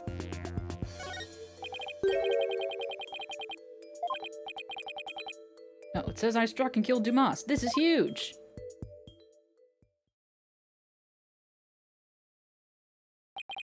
I struck and killed Dumas. That's what was written on the torn out page. What? It can't be. I don't believe it. There has to be some kind of mistake. Soren would never, could never. She's dead. Miss Wyatt! Bailiff, please get the defendant to the infirmary at once.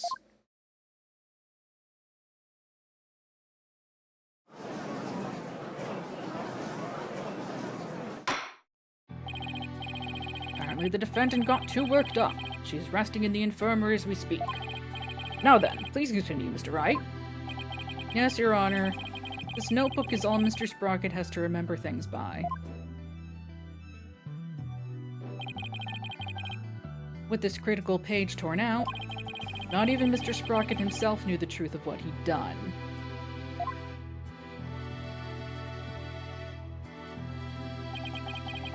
I'm the one who killed Dumas? So it wasn't Ellen. Thank goodness. Mr. Sprocket, does this mean you were at the crime scene during the murder after all? Doesn't remember. I guess I must have been.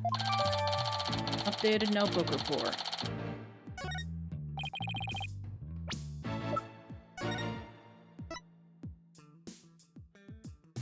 Uncharacteristically rough.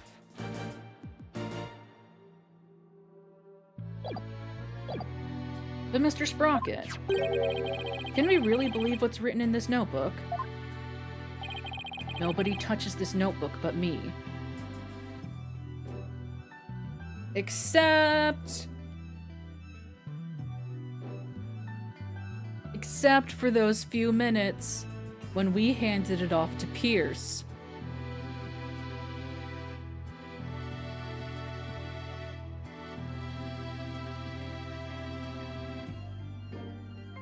We handed it off to Pierce.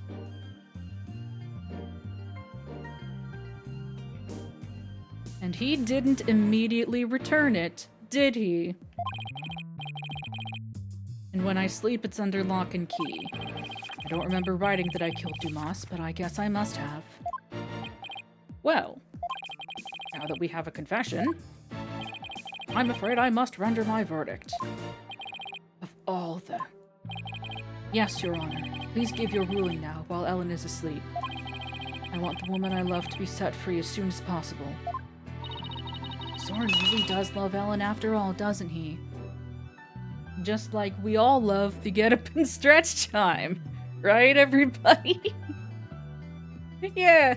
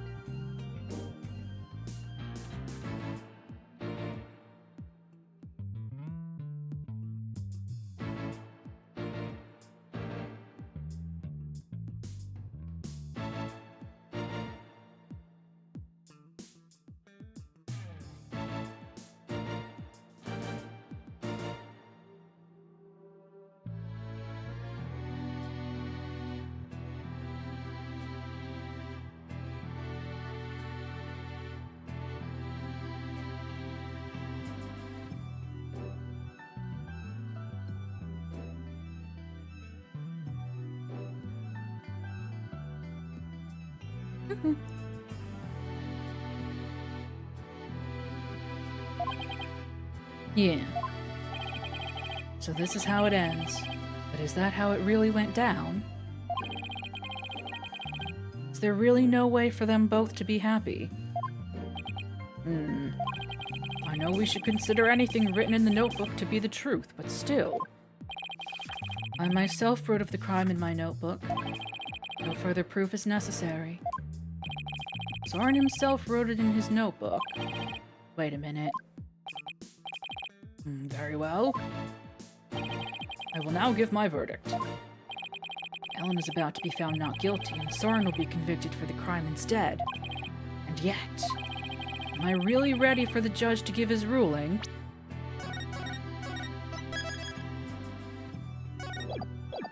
Yeah, sure, why not? If the judge declares his verdict now, Ellen will be found not guilty. As her defense lawyer, that's my job, to prove her innocence. Still, will this verdict really make Ellen happy? No, not when there's still one more avenue left to explore. This court finds the defendant, Ellen Wright. Your Honor, there's still something that bothers me about that notebook. Oh, is there? What are you doing, Mr. Wright? All you have to do is keep quiet, and your client's a free woman. I know, but I think there might be more to this case than meets the eye. I'm not quite sure yet, but I think there still might be a way. A way for Ellen and Soren to be happy! What do you mean by more than meets the eye, Mr. Wright? Like some kind of a transformer, perhaps? I believe the question here, Your Honor, should be, why was the incriminating page torn out in the first place? Why, to destroy the evidence, I would imagine. But removing it from the notebook is the same as removing it from Mr. Sprocket's memory. Which means he wouldn't have been able to trick the police if he came under suspicion. Suspicion! No. If he wanted to cover up his crime, he would have to remember that he had done it. Just what are you getting at with this line of inquiry, Mr. Wright? Yes, please explain it so that we can all understand. Yes, Your Honor.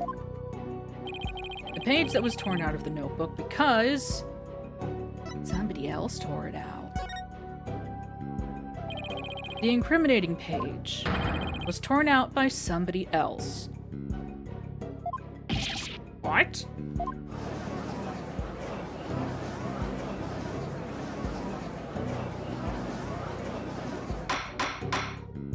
Order. Are you claiming that third person interfered with the notebook? It's not all that surprising if you consider what's happened up until now. After both the car accident and the murder of Dumas Gloomsbury, there was always a cover-up not far behind. But I had my notebook with me at all times. Nope. Did you? Because I remember you were in a panic yesterday because you couldn't find it. That's true. I wrote it down. So who orchestrated this particular cover-up, Mr. Wright? Same person who orchestrated the first one. We think back over the course of the trial, it's pretty easy to guess. The one who may have tried to tamper with Soren's memories. Jersey Wright! My own daughter. Take that! The one who tampered with the notebook in order to manipulate Mr. Sprocket's memory is Pierce Nickety.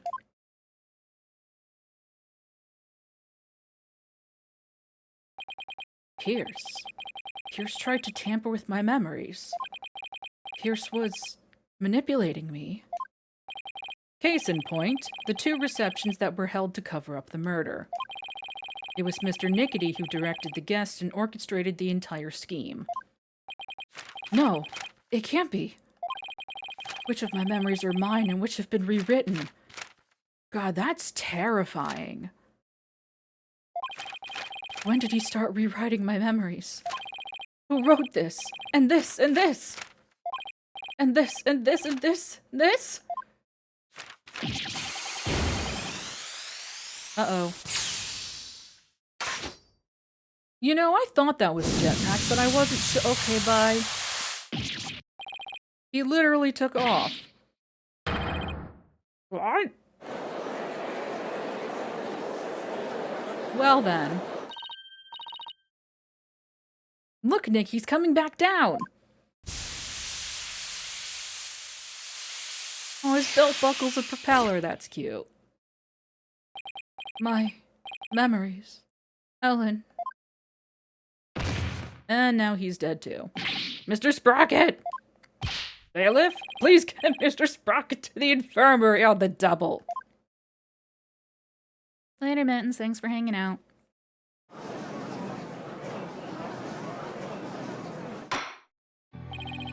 Mr. Sprocket has been taken to the infirmary.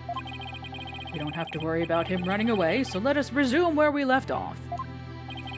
Your Honor, the defense would like to call Pierce Nickety to the stand. Objection! We already know he carried out the cover-up to protect the company and Mr. Sprocket. What more do you want from him? This time it's different. The notebook, or rather, Mr. Sprocket's memories, have been tampered with. That means the only person who knows the whole truth is now Mr. Nickety. Don't tell me.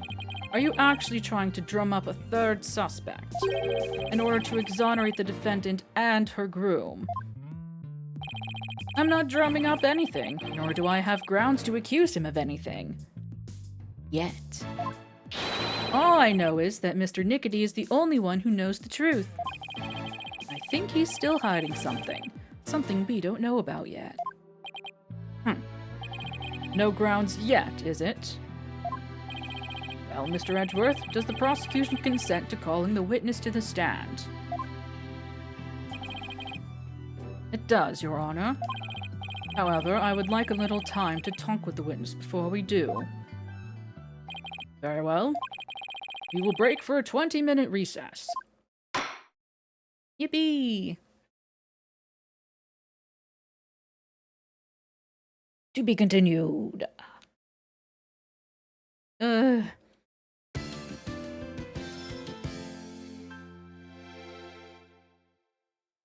Hmm.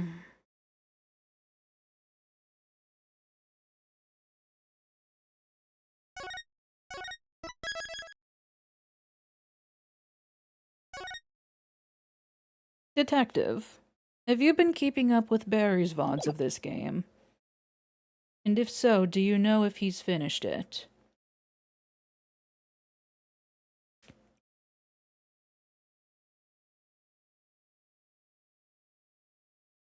Hmm. Unfortunate. I was gonna use... Well, I was going to ask... if anyone knew how long this next section was gonna take. Mm-hmm, yeah.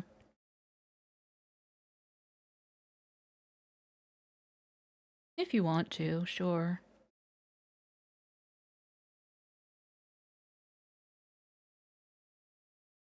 Well, no, the latest one wouldn't be up yet. It would still be on Twitch. Hmm. Because... we're coming up on 4.5 hours.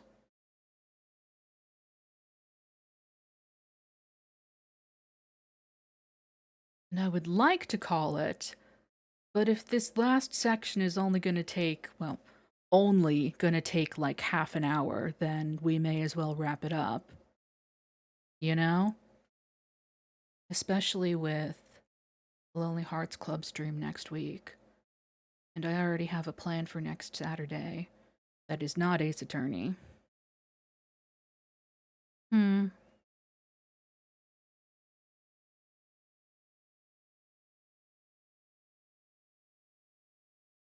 Ugh.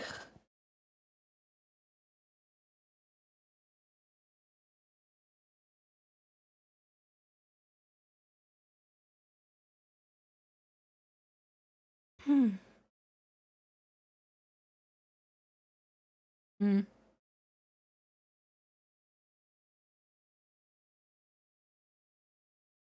Thank you very much. Well, heck.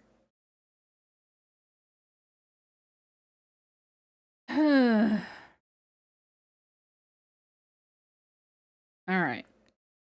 We are currently at 4 minutes, 22 seconds. Or 4 hours. 4 hours, 22 minutes. On the VOD.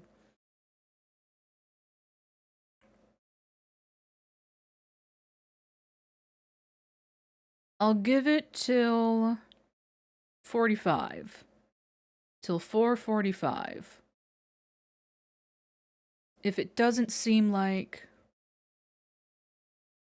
That's true.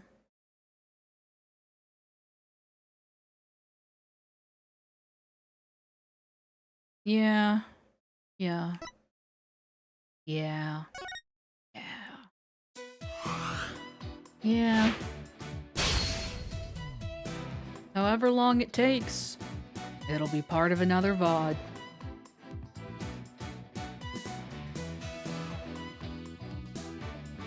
Ba-da-ba-da-bum.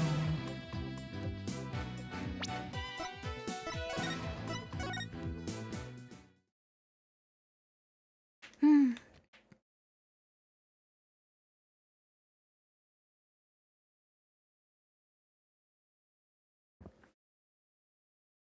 Mm-hmm. Yeah. Hmm.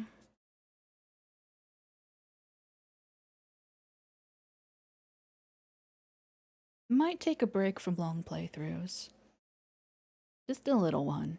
I've been liking, the past few weeks of just picking out a thing. Yeah. Of like, oh, I've been meaning to play this. Let's do that, you know? It's been nice. But there is, contrary-wise, there is something also nice about knowing, about not having to think about it, just, you know. Because, like, some days, just nothing comes to mind. Just like, okay, I have this that I'm coming back to. You know, there's stability. Hmm. If only I streamed more than once a week and it wasn't so dire, consequential, heavy. The words my brain is giving me is they're not quite there, but you get it. It wasn't such a big deal to decide what to play each week. Taxing is close.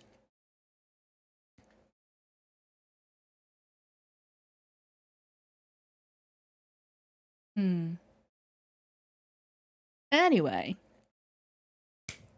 thank you all for joining me and my emotional support PNG this evening. This coming Friday is the 6th annual Professor Palace's Lonely Hearts Club stream. Yeah, he really carried us. He really carried. Hang on, wait.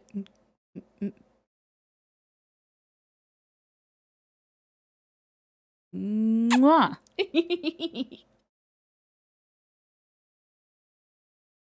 Next week, Professor Palace's Lonely Hearts Club stream. Episode 6. Kinda. If you could call it that. Year 6. Exciting!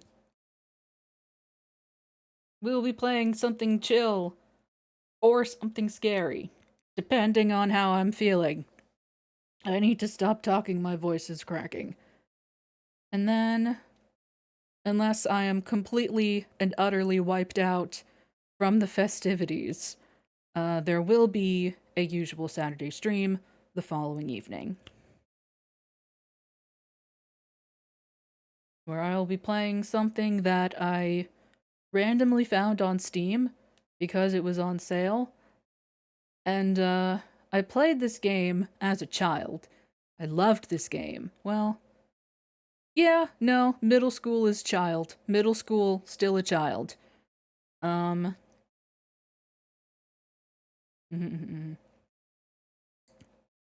It's not a good game. It's not gonna be good. Yeah. It's not a good game. It looks like it's from the year that it was. It probably plays like it. I'm excited. I'm so excited. I'm so excited.